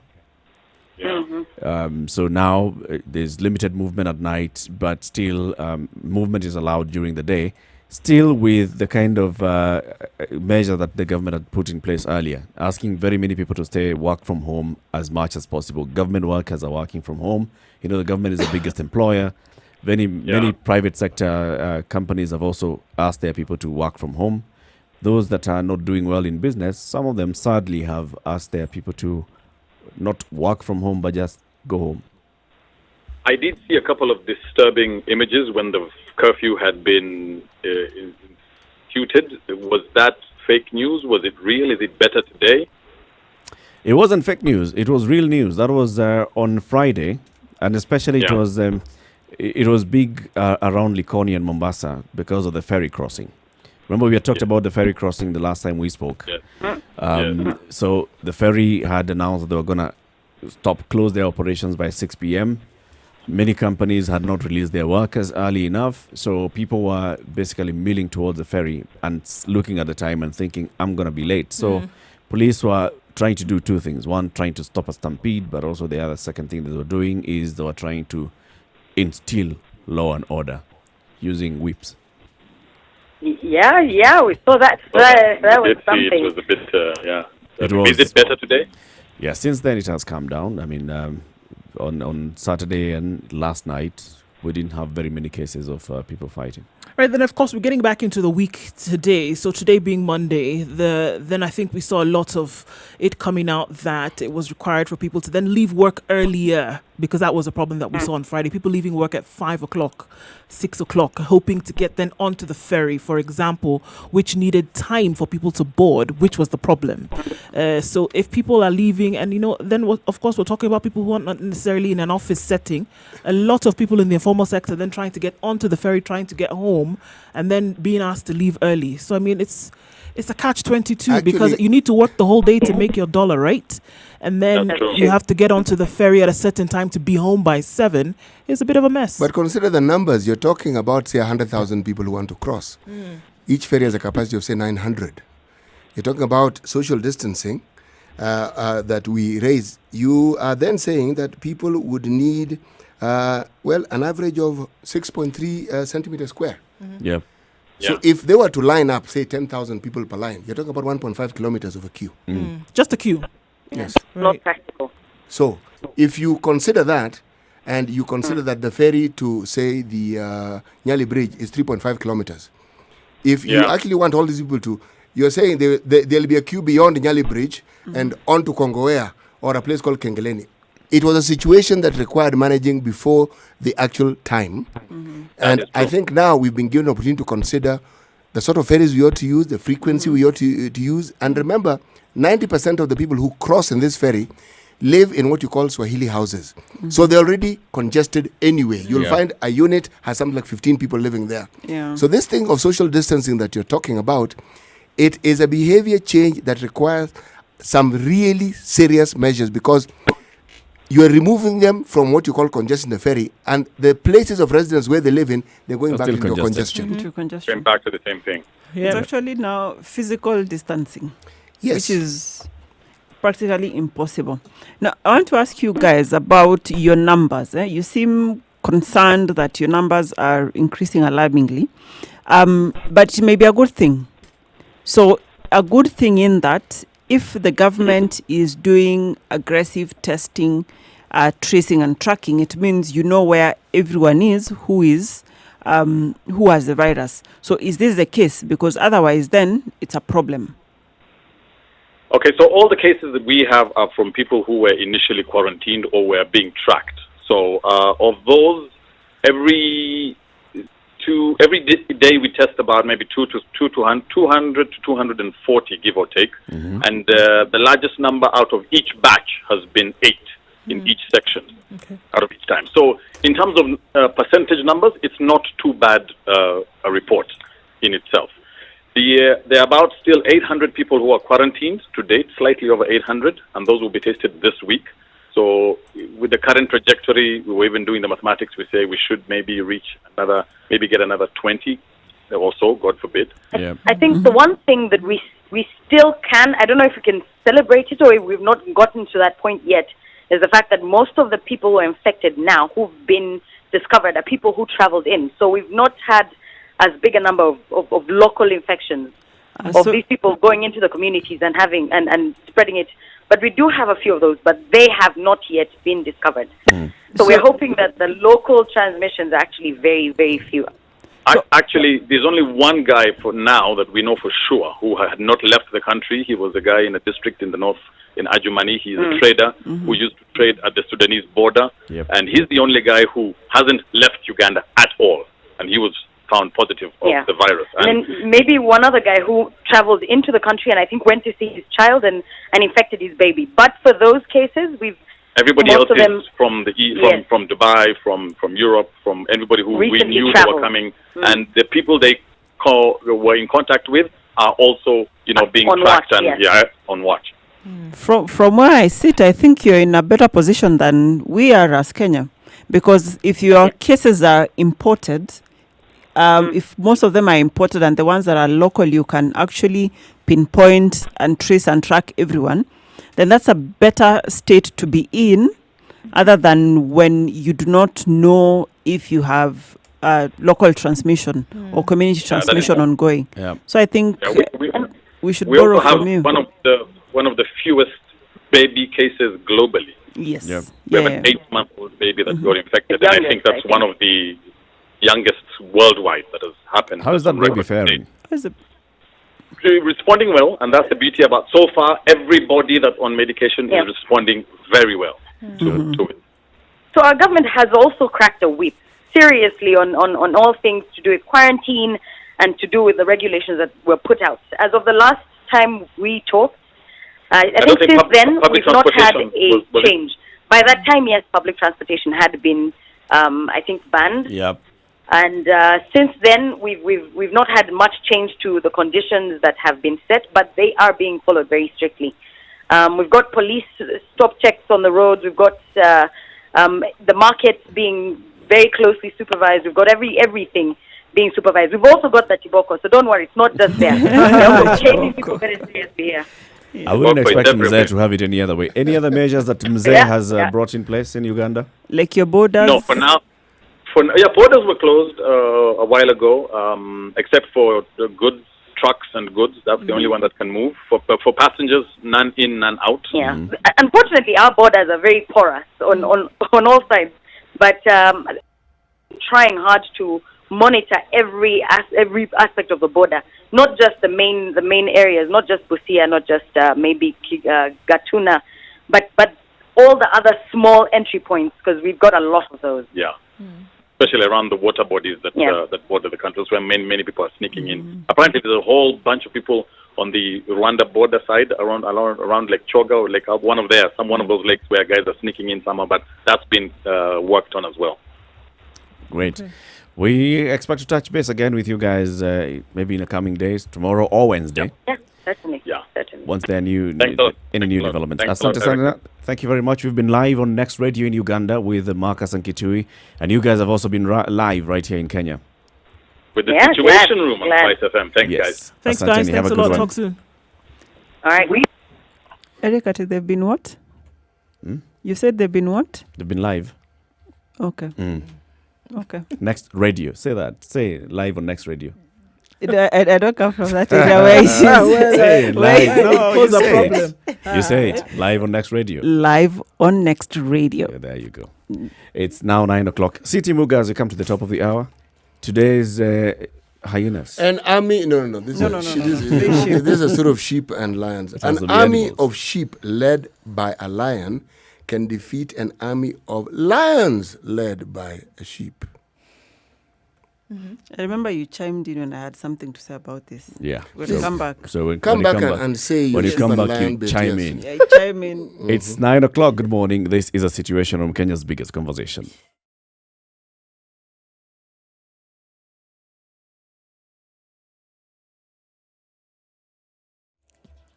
We've been away for half an hour and things are happening on Thika Road. Bumper to bumper traffic. I don't know where that is coming from, but then trying to get into the city centre, very, very tight for some reason. Okay, let's see if that opens up in a bit, but there is some traffic on Thika Road. If you're going to plan on applying that route, this is what you're going to find. It'll probably open up later. We know that a lot of people are trying to do a lot of business. Then you can get out of the city centre and other areas by 5 o'clock. I guess that's the lesson for today. Getting onto public transport, maintain social distancing, make sure that you've cleaned your hands, and make sure that you're out of there before 7 o'clock. Traffic on Jogo Road is actually quite thick, coming right from Hamza. Apart from that, everything else looks okay. SpiceFM KE is how you can reach us on Twitter. Let us know what you see.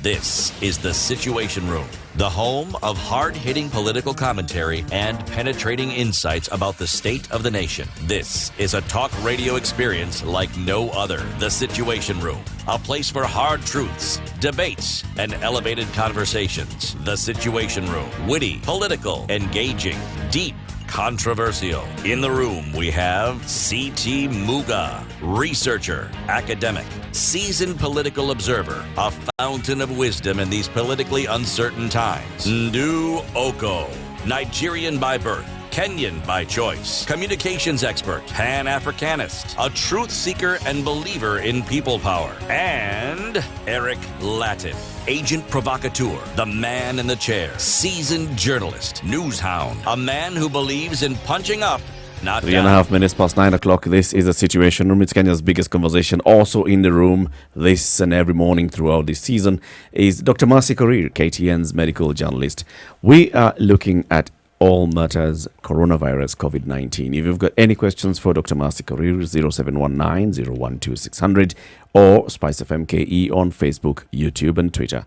Chime in now, Dr.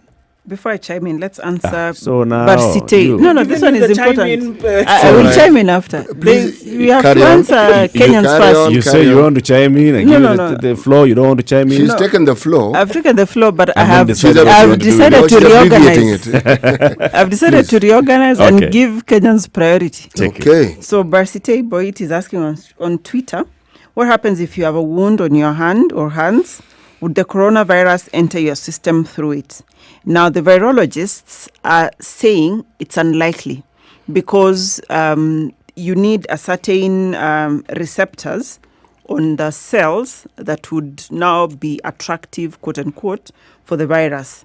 So the skin cells do not have as many, so it's unlikely. But the blood vessels inside, depending on the depth of the wound, have them, plenty of them. So it's a risk.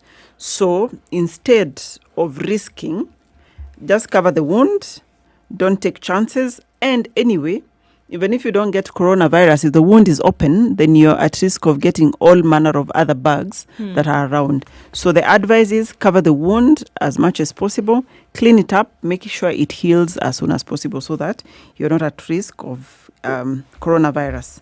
Now am I chiming in? We were saying on this, whether we are led by a sheep or lions or a lion with sheep, I don't want to answer that. And because I don't want to find myself in other quarters. In the lion's den. Wow. Maybe. She's throwing glances at the lion. Carry on.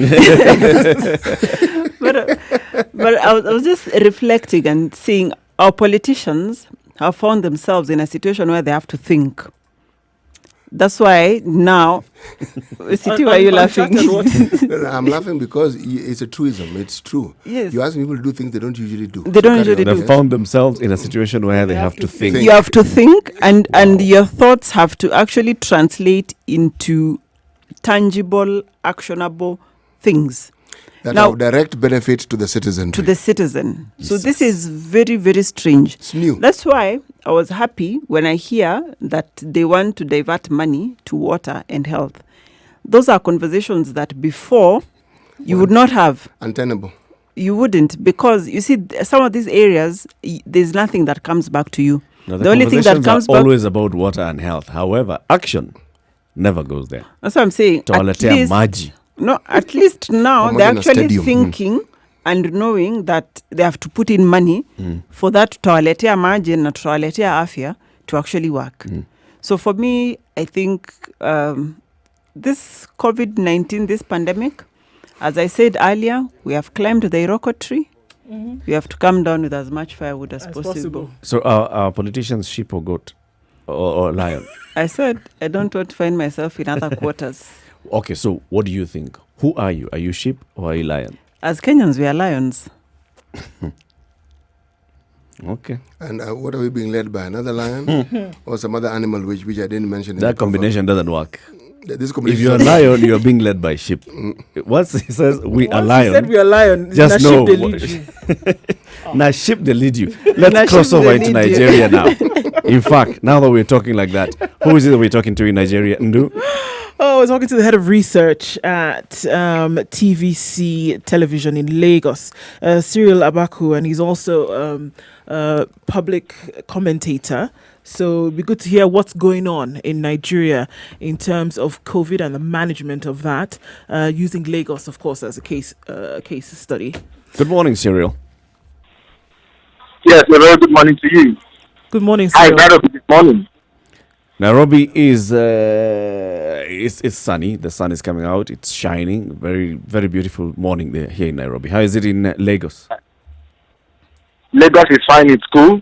You know that today by 11 p.m. tonight Lagos time, the presidential directive for the shutdown of the city is going to come into effect. So people are gradually waking up to the reality that coronavirus is here and that stringent measures are now going to kick in. So today is the last day of, as it were, freedom. So to speak. So to speak, because it's going to be a 14-day lockdown of the city, along with nearby states such as Ogun and the capital city, of course, Abuja. You know that we had our first case, an Italian businessman who came to Nigeria on the 27th of February. That was when the case was, when he tested positive. He came via Turkey. And so, basically, between that time and now, we have had 97 cases, 111 cases actually. If you add the figures that came in last night, we now have 111 cases in total. And so I think for at the beginning, people felt that this was a disease for the rich. But as we speak, as we speak, it's coming home that this is not a test run. This is something real, and that government had to move so fast to ensure that people became aware of what was going on, which is why the lockdown is not going to be enforced. One, at least to douse the cynicism, and number two, to make people come to be aware that a real and present danger is there now. All right, Cyril, 20 million people almost in Lagos, and then looking at a shutdown and then saying certain things need to have been put in place. Has enough been done then for this shutdown to be able to work by government? Well, it's a tough question. First, the first challenge we have over here is that of data. For people who are particularly on the lower rung of society. If we go by UN numbers, the UN alone tells us that, Nigeria, people in 80% of Nigerians live on less than $2 a day. And so the picture of Lagos being Nigeria's commercial capital and West Africa's commercial capital indeed is true, but there is also a striking reality of poverty. A lot of people live in the interior areas. First of all, it's never going to be possible to enforce a lockdown in the interior. That is a fact. It's not possible. And so, of course it's not. The government says it's going to be distributing food from its food bank. I think the governor made that declaration last week. But it's not entirely okay. So on Saturday, there was a particular place where we went to distribute food, and then people came out and thronged the whole area.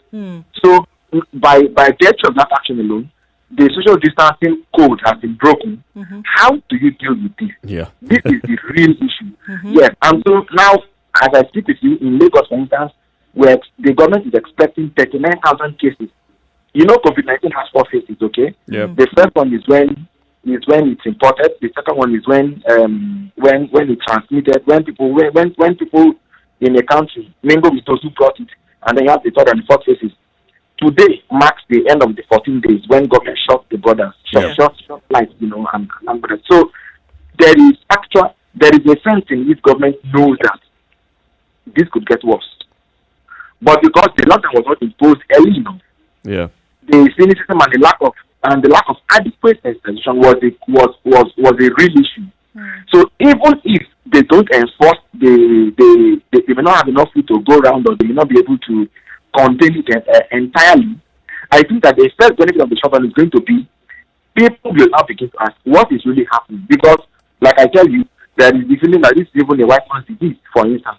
It's a white man's disease and stuff like that. So the shutdown will help us to achieve one thing. People will become conscious and aware and say, why can't I go out? Why can't I make purchases? Why the lockdown? And so, yes, that is even the first thing that is going to achieve for us. Right. So I think that can now, begin to kickstart a major conversation as to what could be a worst case scenario if push came to shove. What could be a worst case scenario? You remember that on February 2nd, I think, the WHO had made some days before the WHO said that coronavirus had become a global health emergency. And then it added that Nigeria was a high-risk country. I think it listed Kenya, Ghana, Ethiopia, Ivory Coast, Congo, South Africa, Tanzania, Zambia, and other countries. And so, so we had expected a more robust public policy response as early as then. It didn't happen. There was a lot of pressure on government to ban flights to high-risk countries. It didn't come so early. I think, it was within our window that we also have our index case. And up until now, all the cases we have had are people who came into the country, from Britain or from the US, into the country. So I think the containment didn't come in enough. But the good thing is that last night, Mr. President has raised the nation and, now have to rearticulate a proper national response strategy. Good. So I think that's where we're going to take it from. Yes. Cyril, we've been seeing pictures. Sorry, Cyril, we've been seeing images coming here into the country. We've been seeing images of facilities being put up inside a stadium. Are those pictures current, or are they from the last time you had this kind of a crisis during the Ebola crisis? No. Last on Saturday, for instance, one of the biggest banks in Nigeria, Guarantee Trust Bank, actually took the initiative supporting the Lagos State government, to convert one of the nation's landmark stadia, the Onikon Stadium. It's a very old monument. Converted that stadium, historic monument. Converted that stadium to an isolation center, and then the Minister of Sports also secured Mr. President's approval to convert all the federal stadia as well as NYC camp, the National Service camps, and so on. So including the pilgrims, the Muslim and Christian pilgrim camps, and so on. Yep. So they are current pictures actually. They are current pictures actually. And what's the total bed capacity so far? Hello. What's their total bed capacity so far? I mean, they run into thousands because this is still something that is evolving. It's on a day, it's on a day by day basis, and they did open nationwide. We have 36 states and one federal capital territory, 37. So across the board, it's a broad sweep. Yes. All right. And what are the people saying when they see these kind of measures? We are seeing the hospitals being put up. You're saying the president addressed the nation last night. You're going into a lockdown tonight. There are people who are still not sure when they see all these measures being put in place. But when they see a government working like this, are they still feeling that the government is doing too little, too late, or are they feeling that the government is at least doing something?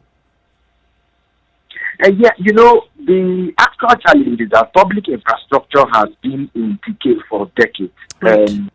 So, for instance, hello? Yes, go ahead.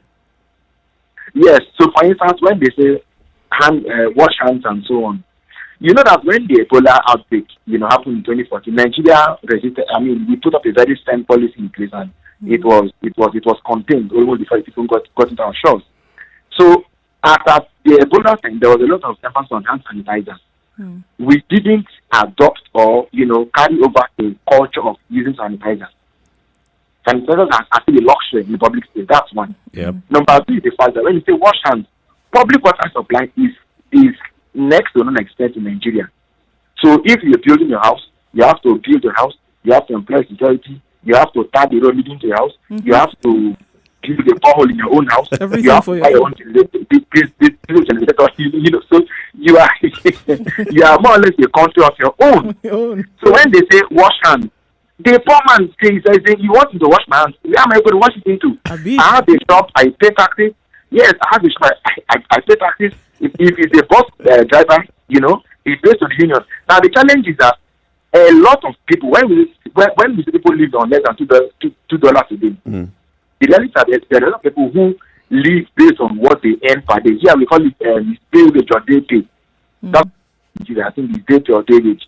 So if someone is living on that and you tell him to wash his hands, he's asking, in the motor park there are no public water supply. So it's not that and that forms the crux of cynicism. People say they want us to do it, but it's not there. Yep. And then there's the feeling that if they do it's for themselves. As a matter of fact, because of the burden and the weight on public health system, more people would prefer not to go to the hospitals and stay in the houses and drink what I think they call it as no here. They prefer to take some kind of incorporate or something, because there's the feeling that if they went to the public hospital, they wouldn't be given the right amount of care that they need. Right. You'd agree with me that in Kenya, in China, for instance, government built a hospital of about 1,000 beds in 6 days.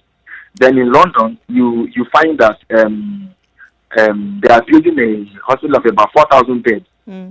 But the fact is that you see the way countries respond policy-wise, the way countries respond prepared, we don't have that. And Nigeria is one of the countries in Africa that exports a larger chunk of our doctors, because Nigerian doctors have, constitute a larger part of what we call the brain drain here. Yeah. Doctors, they leave the country, and then if you go to Canada or Saudi Arabia or the US or even South Africa, you will find that there are a lot of Nigerian doctors helping them respond to COVID-19 at this time. But back here at home, if you look, Nigerian doctors take, I don't know what to be like in shillings, but what they take home as hazard allowance in the face of COVID-19 cannot feed you for 2 days. So there's a lot, and then they don't have masks, face masks, hand gloves, and so on. These basic necessities are not there. On the surface, on television and in paper, the government sees a lot of big things. But if you talk to health practitioners, and these are the people that the common man meets when he goes to the hospital. Absolutely. So they are asking, so a lot of advertisement is going on, a lot of talk is going on, but in reality, what are they facing? What are they seeing? Even the lockdown of certain places that was announced in Lagos before the president's announcement, yes, it's been enforced, but maybe for lack of manpower or maybe for lack of capacity, the enforcement has not been holistic or has not been spread as far and wide as it should be. Because like in Mexico, you find that in Mexico, when they imposed the law, the people began to meet. It became a second issue again. So these are some of these that government is also looking at. If you go all out, there have to be consequences. So it's evolving. But we are hoping that now that the president has come out to speak, there's been a lot of pressure on him to come out and make a statement. Now that he has come out to speak, all the stakeholders involved, the Disease Control Center, the Ministry of Health, the Presidential Task Force, the state governors, the Civil Defense Corps, the police, the intelligence officers, they will all be able to now come together to find themselves operating within the context of a central policy approach, which they have called the national response strategy. Yes, the national response. So we are hoping that beginning from today, we should see something different. The fact is that if you don't love that these cities, if you don't love that these cities, you won't have the kind of public awareness that should drive the process. You won't have it. People are still going about the normal act, but with the lockdown in place, people begin to ask questions. People will change. So yes, Cyril Abaku, thank you very much for talking to us this morning. Thank you for joining us all the way in Lagos, Nigeria. We'll be calling you in days to come just to get updates from you of how the lockdown is affecting people or even helping in the fight against COVID-19. My pleasure. Thank you so much, Cyril. Have a good day. Cyril Abaku is the head of research at TVC, a media house in Lagos, and a public policy commentator. He has joined us this morning from Lagos, Nigeria. Good morning. This is The Situation Room. It's Kenya's biggest conversation at 21 minutes after 9.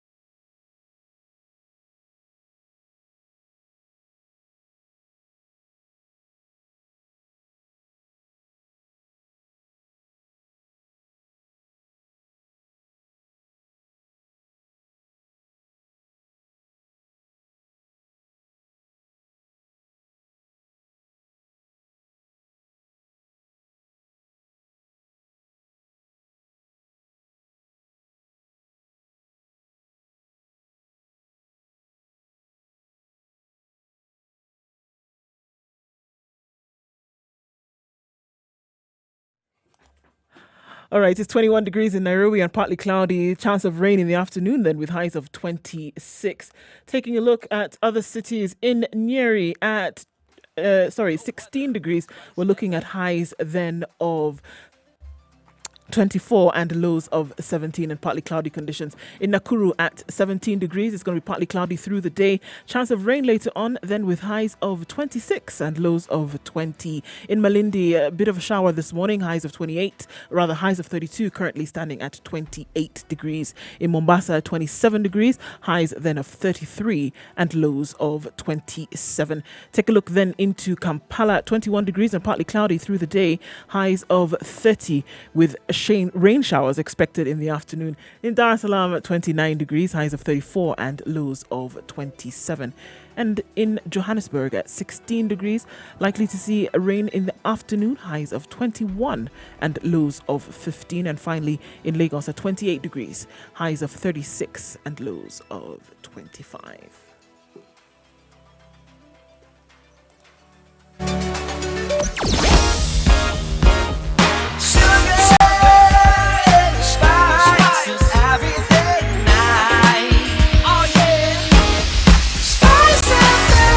Spice up your life. Mature, intelligent talk every morning. Spice up yourself.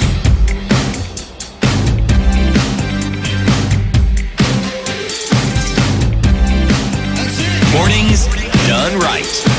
94.4 Spice FM. Misconceptions being spread so far and wide on social media. That's what we are addressing this morning. 0719-012-600, also on Spice FM KE, Twitter and Facebook. You know, forwarded as received. Yeah. Or shared as received. Or share widely. Here is one of those shared widely. Important notice on corona. Avoid elbow greetings. They are more likely to transmit than handshakes. The reason is simple. We are asking everyone to cough into their elbows but clean their hands. It therefore goes without saying that elbows become more infectious than palms. Well, I don't. We've answered this before, right? That when you do this, your elbow is unlikely to meet your face, or your face is unlikely to meet your elbow. So you're unlikely to, transmit. But if it's a concern, then people should just wave. I mean, there are many ways of greeting each other without having any contact. We have religious organizations in this country that never greet you. Yeah. They clap at you, they hold their hand together and nod at you. Yeah. It's time maybe. And it works. It works. It works. Start practicing those. As long as you acknowledge. The greeting is given, it is received, and you can acknowledge. But this cannot be true. That once you do this, you're transmitting. So how will it come to your face? It's unlikely. How will you bring your elbow to elbow, outer elbow, not even the inner, to your face? Let's go to phone lines as well and answer this one. Mwalimu Kamau, good morning. Good morning, sir. How are you, sir? I'm very fine. Hope others are also good. We are good, Mwalimu. Yes, I've been following your talk since morning. Asante sana. And I think you people, you are intelligent and God sent you with a reason. Very good. Amen. Amen. Amen. What's your question or comment this morning? Let me give my comment as follows. I think when the COVID came in Kenya, we got into panic as a country. But as time goes now, I think we as citizens are getting used. Doctor will tell you it is in human nature when somebody hears something for a long time, then that thing may stop being a big deal to him or her. So that's why I'm thinking, and I want to warn the government. The government may think that we are getting too much caution about the COVID. But it's unfortunate that the people are getting used to this thing, and they will soon stop getting precaution about the same. Right. If you go to Nairobi right now, I know, compared last week and this week, you mark me right, like this week, several people have come to town, not necessarily doing something, but tired in a way that they are out on the street, just roaming about. Thank you. Those are very good points. Okay, Chin Kisumu, good morning. How are you, Spice FM? Good morning. Good morning. Yeah, maybe two things from me this morning. Yes. I have observed, and I think this has also been noticed by most people in WhatsApp communication platforms, that a lot of speculations are making round out there about the probable cause of COVID-19. This is its conception in the first place. Some say it's China-US economic wars. Some say it's a deliberate move against countries that would potentially hinder inception of 5G technology. Others says that the world population is so big. Yeah, I also subscribe to some other sort of conspiracy, which unfortunately has got the least coverage. But it seems to me overall that nobody believes that COVID-19 came about by natural causes. I would then ask the Situation Room, maybe in the near future, to assess the gravity of these speculations, and for those that meet a given threshold, to bring them forth on the table so that we can maybe extend this discussion beyond the confines of WhatsApp groups here. Okay. The second thing, and this one I will start by what I heard you say earlier, that we have the power to bring the economy back to life and not necessarily the power to bring people back to life, yeah? Now, my only issue with that is that there could be a possibility of losing both the economy and the people and lives, lives in two aspects, either because of corona or because of hunger. Now, there is this proverb which says that if you want to take a toad, go for the fat and juicy one. Because you see, if you consume a toad and there's a potential harm in it, then it should be so when you've derived maximum pleasure or sweetness from it. Yeah. Now, this is what I would tell the government, my message to it. It will be a great waste of effort to paralyze normal running of activities nationwide when the harm is going to spread anyway. And I think there's a big chance that this infection is busy spreading now that mingling is not wholly curtailed. And I see this in the news daily. What I would rather is that the government should just leave the people to do business. These people who are currently not doing business are still susceptible to infection. And it will be very painful if this quarantine and all the measures do not avail safety. Yet, people live in near shortage. Yeah. Interesting argument. Okay, so basically you're saying we're going to die anyway. What I'm saying is that the fact that now there are new infections which are coming from the country, and people are free to mingle in the course of the day, and they carelessly do so. If you watch the news, there is a big probability that this disease is still going to spread. And what I'm saying is also that the government knows very well that in Kenya, a total lockdown may not work because people may die out of hunger. So? Now, if the government cannot call for a total lockdown, and in the meantime, the disease may continue spreading, I would rather that we just continue doing what we have to do. Thousands upon thousands have recovered, yeah? Yeah, so maybe those are the things which I wanted to say this You know, morning, Mr. Cage, the perspective you also need to consider. What you're saying makes sense, but these containment measures have actually been known to produce results. Italy has had alarming rises and spikes. But because they've now, in the recent past, taken these stringent measures seriously, we are seeing a drop. We are actually seeing a drop. Anywhere where they've taken stringent measures, you have seen drops in the infection rate. So exactly, Mr. CT. That's why I'm saying the government, if it was able to call for a total lockdown, that would be good, because we'd only lose the economy bit of it, but would contain the situation. But they're not going to do that as Italy did it. Or do you think they're going to call for a total lockdown? I think why not? Italy called for. If in Kenya, I don't think they're going to do so, because they know that many people do not have the means unless they go out to fend. But you're also assuming that the government does not have a plan in place where they'd be able to ensure that people actually get fed so that they don't die of starvation. I've been in this country since I was born. You've never seen. Yes, but I've also been in this country since I was born, and we've never had coronavirus. Okay. Discussion. Okay.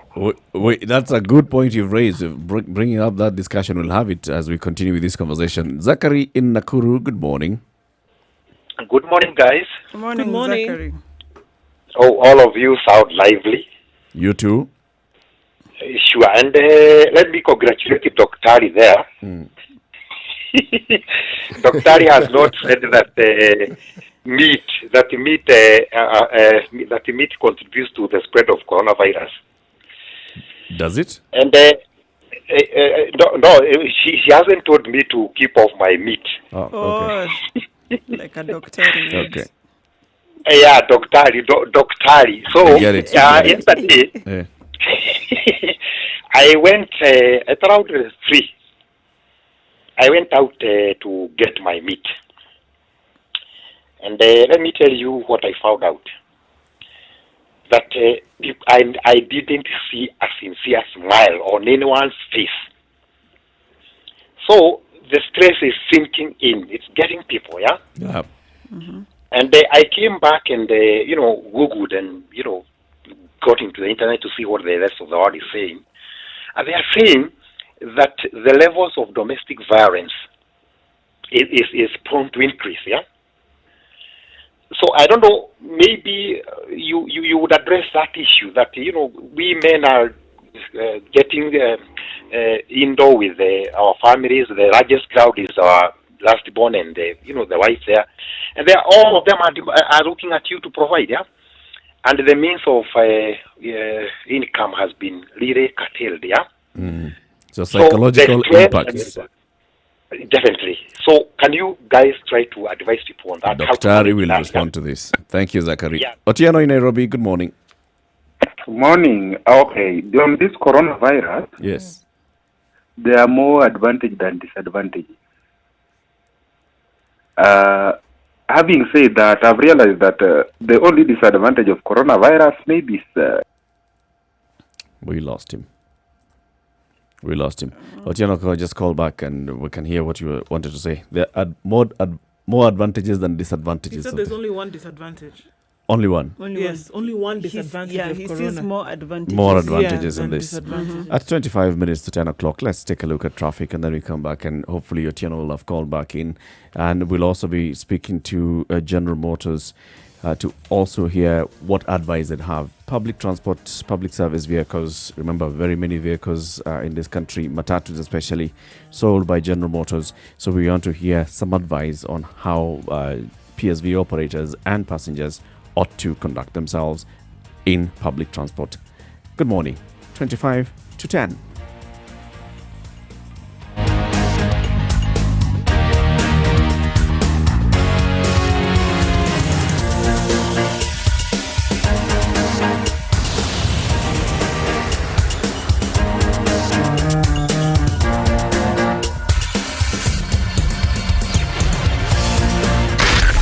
Spice FM, Nakuru.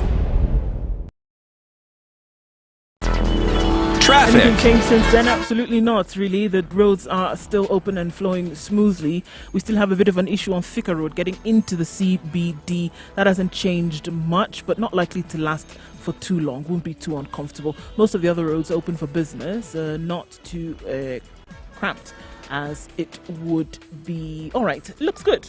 Apart from that, Spice of MKE is how you can reach us on Twitter. Tell us what you see. All right, done.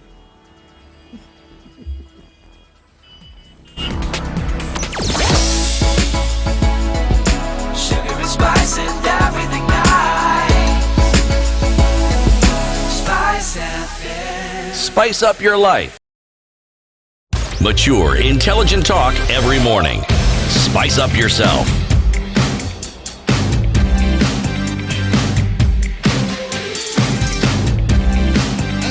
Mornings done right. 94.4 Spice FM, Nairobi. This conversation, Dr. Mercy Korir, so many questions that have come in. Which one do you want to start with? Maybe this one is easy. Somebody was asking somebody with bronchitis or chronic lung conditions that may have the same symptoms as coronavirus, what to do? Are they at risk? And I just want to reiterate that anyone with any chronic condition, be it asthma, bronchitis, emphysema, any one of this, as long as you have a condition that affects your lungs or you are on medication, some of this medication could be steroids for whatever else, you're at risk, at high risk. You're among actually the vulnerable groups for coronavirus. So it's good to take extra precaution. If you do not need to leave your house, don't leave the house. If you must wear a mask so that you protect yourself from anyone else who is within the household, then do so. But you have to take extra precaution for anyone who has any one of those conditions. Somebody else was asking that they had a conversation about viral infections do not have any treatment. And this is actually true. I think it's only herpes that we have, the group of the herpes viruses that have some medication that may work. HIV, the antiretrovirals manage it. But it's true we do not have, especially for the viruses that cause upper respiratory infections, or like this one where it causes pneumonia, we do not have treatment. That's why a strong immunity is your best bet.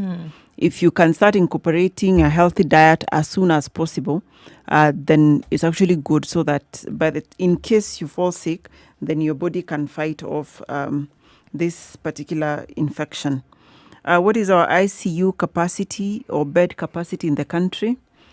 I know there are many figures being thrown up and about, but let me go to the figures that I got from the Critical Care Society.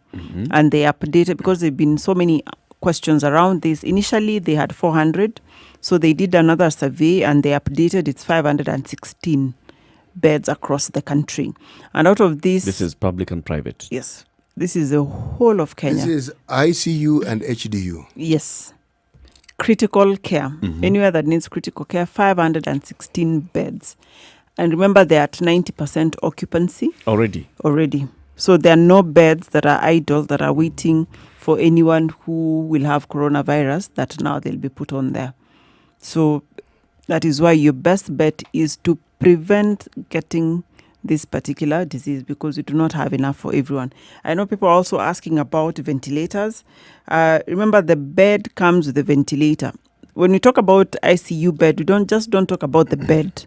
It is a whole system where you have a ventilator, you have a monitor, you have oxygen points, and you have staff. There's a whole list of things that you need for ICU. So when you say a ICU HDU bed, we are just not talking about the bed. All those oxygen points, the monitors, the ventilator, a suction pump, an emergency tray, all of those things constitute an ICU or a critical care bed capacity. So yeah, we are 516, and not all of them are up to that standard. Fewer are, but that is where we are. The other one asked if coronavirus doesn't heal completely once somebody is infected. Your body's immune system fights it and gets rid of the virus. So once your body has fought it and it's gotten rid of the virus from your body, then it will no longer be there. But as long as if it's there, then it means you are either symptomatic or infectious. So once your body heals from it, then you don't have it. Then this one was interesting, about mosquito bites, if they can transmit the coronavirus, or houseflies. So the mosquito bites, we've talked about it. Mosquito bites do not transmit the coronavirus from one person to the other, because these ones are transmitted by droplets, either from person to person or when they come in contact with the surface and somebody touches that surface. Now, for the houseflies, I've not seen any evidence to this, but what we know with houseflies is they carry bacteria most of the time and others. So about coronavirus, I've not seen direct evidence to that. So I think for now, until we have proof, keep your surfaces decontaminated, keep your surfaces sanitized as much as possible. With all these measures, anyway, you expect to reduce houseflies into your house, right? Definitely. If you're sanitizing all the surfaces in the house, if you're keeping clean, then it will not attract.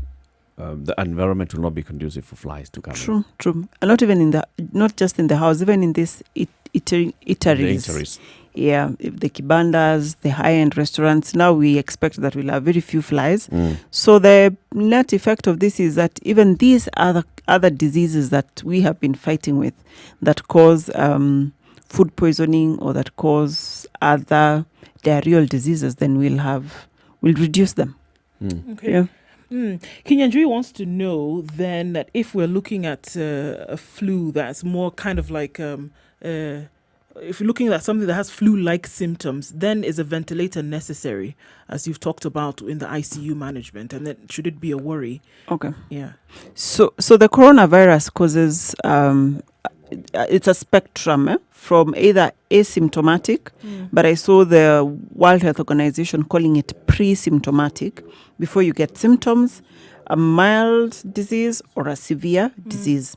So when you do not have symptoms, or when your symptoms are mild, then you can fight it. Your body can actually fight it. When you have mild disease, your body can still fight it, because it means it's just in the upper respiratory tract, or even if it's a pneumonia, it's something that your body can fight and you get over it. Now the problem comes in when it is critical condition. Yeah. Because now at critical condition, it means it has affected your lungs to a very big extent that you need assisted breathing, which is what the ventilator does. Now, and I saw the governor for New York, Andrew Cuomo, in his presser, he was telling his constituents the options. So either a ventilator, which is a machine that helps you breathe, or you use what you call the bag valve mask, where literally it's a mask and a bag, and somebody just breathes for you manually. So that is the option. Or somebody is pressing. Yes, somebody is pressing the like a bicycle pump, the way. Okay, kinda. Okay. We'll but it's actually most of the time we use it when you're resuscitating, because now somebody cannot breathe, so you need to either restart the heart, and now you need to also breathe for them. So at a point when somebody cannot breathe, you have to breathe for them. So it's either the ventilator, which is machine controlled, or this bag. We usually say you bag somebody and you help them. You actually literally breathe for them. So you see, one is labor intensive, because it means for every one person who is down, you need a healthcare worker there doing this. To do it 20, and remember it's 24/7. The ventilator means it can operate on its own. You check on it, and you are able to assist other people. As long as there are no power cuts. Of course. Oh, wow. Of course. Let's talk about public transport, right? Many questions keep emerging on public transport and what people need to do on public transport. So let's cross over, and joining us on the line now is Paul Owor. He's an environment, health and safety engineer with Isuzu East Africa. Good morning, Paul. Morning. Hi, how are you? Good morning, Salama Kabisa. Yeah, I'm good too. In this season, we have a doctor in the studio. We call her Daktari. Now we have an engineer on the line. Tuite mhandisi. Sure, any will do. Thank you, Paul. So, issues of public transport. Isuzu, of course, knows a lot about public transport. You supply a lot of the matatus that we see on our roads. Now, what is Isuzu doing to, sensitize the public transport operators in the country on this coronavirus, COVID-19? Now, of course, we are a major industry when it comes to public transport, and what we are currently doing is to, first of all, address the issue at customer level. Also, just provide guidelines given by, of course, World Health Organization and the national health authorities, continuously making awareness to, the transport, the PSV circles that we work with. Yep. And, of course, to also looking forward to, even with the progress of the epidemiology of the disease, looking at how we can start giving incentives so that we'll be able to, provide sanitation facilities for customers, people who are using their vehicles, and even have the technical know-how to be able to guide the people who are using their transport services. Now, even the government has said when it comes to public transport, this is one area where the Minister for Transport has said it's an avenue that could be used to transmit this virus quite widely. And that's why the government has come up with measures to reduce the number of passengers per vehicle. But still, people are touching spaces. You're boarding a matatu, your buses are high. I've got to hold onto a rail to board onto this matatu. I'll hold onto a rail to move and sit. What is it that we ought to know, and what should we do? Most of this is related to, I would say, more of behavioral issues at personal level. The state authorities had issued key guidelines for service providers on what are the minimum requirements they need to ensure before, putting their vehicles on the roads. And I'll probably address this from the PSV, the owner perspective, and then we go to what the customer or the traveler should do. Right. And basically, the guidelines that were given by the state health authorities was to, if it's a 14-seater matatu, then it's supposed to carry a maximum of 8 passengers. And if it's 25-seater vehicle, PSV should at least carry 15 people. And then 30-seaters and above, up to 50-seaters, should have at least a 6% maximum of seating capacity. And the reason this was given is that we need to observe, social distancing. And we continue to encourage PSP service providers to ensure this is adhered to at all times of the day. And at customer level, first of all, you need to really get to understand whether it's really worthwhile for you to leave your family or travel. We should stay at home, first of all. Yeah. Unless the travel is very essential to your personal business or to your employer. It's also good to identify your preferred PSV. This is not the time that you'll jump into any other bus or any other matatu that you're not probably you've not known before, or probably is not flying that route. Also, in terms of individual behavior, we basically know the virus is transmitted through, contact with surfaces. We encourage that you use the sanitation facilities that is offered, provided by the public service providers. If that is not there, then at individual level, for us, like what we've done to our employees here is to provide, hand sanitizers. So it's going beyond, knowing that sure, if I do this, then I'm going to protect myself, I'm going to protect my family and people around me. So even as travelers, we should have the initiative. The government is issuing sanitizers for free. We should be able to access them, or even going beyond to buy, so that whenever you interact with people, hold handrails, and we try to ensure that we just encourage people not to touch this kind of surfaces. You never know who's been there before. And if that happens, then you need to self-sanitize. And that's the essence why, as a traveler, you're supposed to at least have a pocket. You can have a sanitizer, in your bag or in your pocket or whatever. Yeah. So a lot of this is self-initiative, basically. It's what you can do at your individual level. As a corporate organization, and many of these operators are your stakeholders, what measures have you taken, for example, to work with them to ensure that it's easier for them to do these things? For instance, we know that the government is distributing a lot of free hand sanitizer across the country.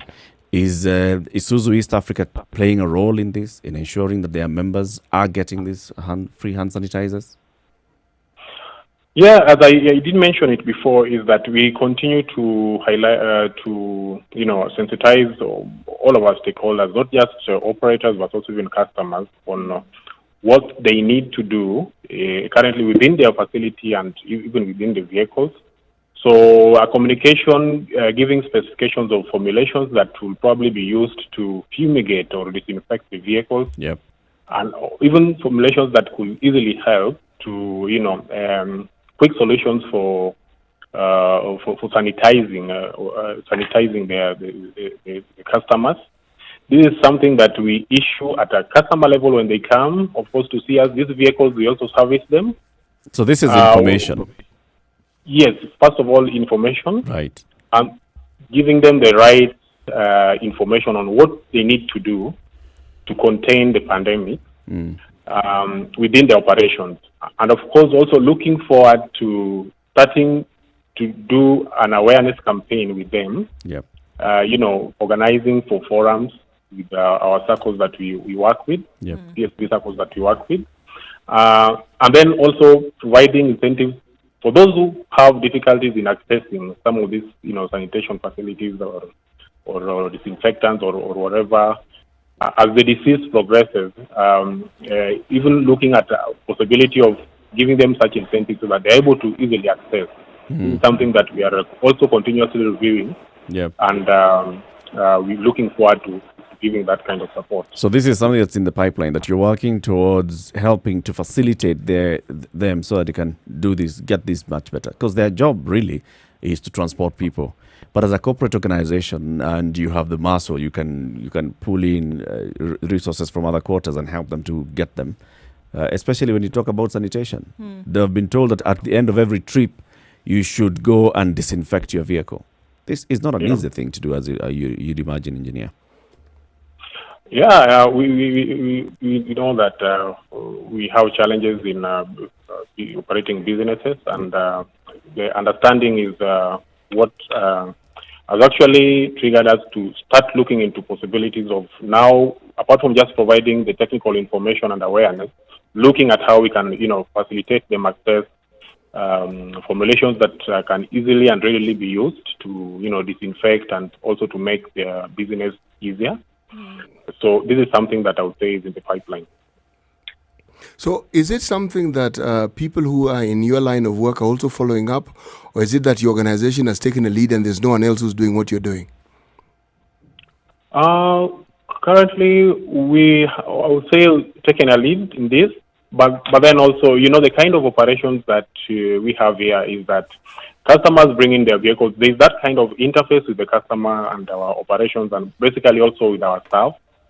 So a lot of guidelines provided for now. If you are able to access our service or operation center, then as a customer you'll appreciate the kind of facilities and in terms of just ensuring hygiene, safety, and security of the environment to eliminate the risk of exposure either to our customer, to our stakeholders. We have contractors working here, and to our staff. So I would say, even in the corporate function view, where we include all other employees, you access our premises, and you have to be taken through a process that all of us now appreciate. I've seen some other. So at the end of, let us say the COVID-19 comes to an end, is this a process that you continue to, you would like to continue rolling out for the safety of your clients and the people who work within the business enterprise that you have? Sure. Safety has always been, and it is our priority. So for us as a corporate, it's a priority that comes first. Safety of our employees, our customers, and people we associate with. It's something that even before COVID-19 pandemic, it's something that is part of our life process, because we appreciate that the kind of risks that a business entity like us could face, given such risk, either related to biological, like now this pandemic, or physical, or any other kind of safety risk that will affect our business continuity. So it's something that we will sustain. Paul Awar, Environment and Health and Safety Engineer with Isuzu East Africa. Thank you very much for talking to us this morning. Yeah, thank you very much for giving the time. Asante sana. Please stay safe. You too, stay safe. Bye. Good to hear that corporate organizations are doing this. They're already taking measures, looking at how they can work with their stakeholders.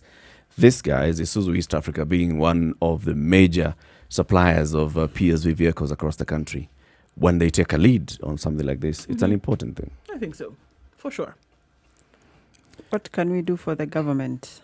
This is the answer. This is where we are at. They have taken the lead. What can we do for the government? Yeah. For our people? What can we do for our government? Because we are part of what makes this entity a government. Government. True. I think that should be, at that point, hands kind of thrown up, and then there you get the answer to the call in terms of, okay, what can we do? Well, what do you have? What do you have, and in what do you operate on a daily basis that could then lend a hand of assistance, lend a hand of help, of coming together? Because it's truly, most times, it's what you have that would help. And don't try to look for some grand thing that would be so complicated. But what you actually have is what could offer the most help. The fundamental process that will change everything is the way we think. This isn't a normal issue. It's not business as usual, far from it. So everything that we do normally has to be put aside, and we have to say, okay, this is where we are. Now, what do we need for this? Yes. New thinking, new directions, and believe me, we will come up with something that actually works for us. So we cannot be sheep, and we cannot be lion being led by sheep. So you've got to be something else as we conclude on this. As we conclude on this, then why don't we just come up with our own proverb?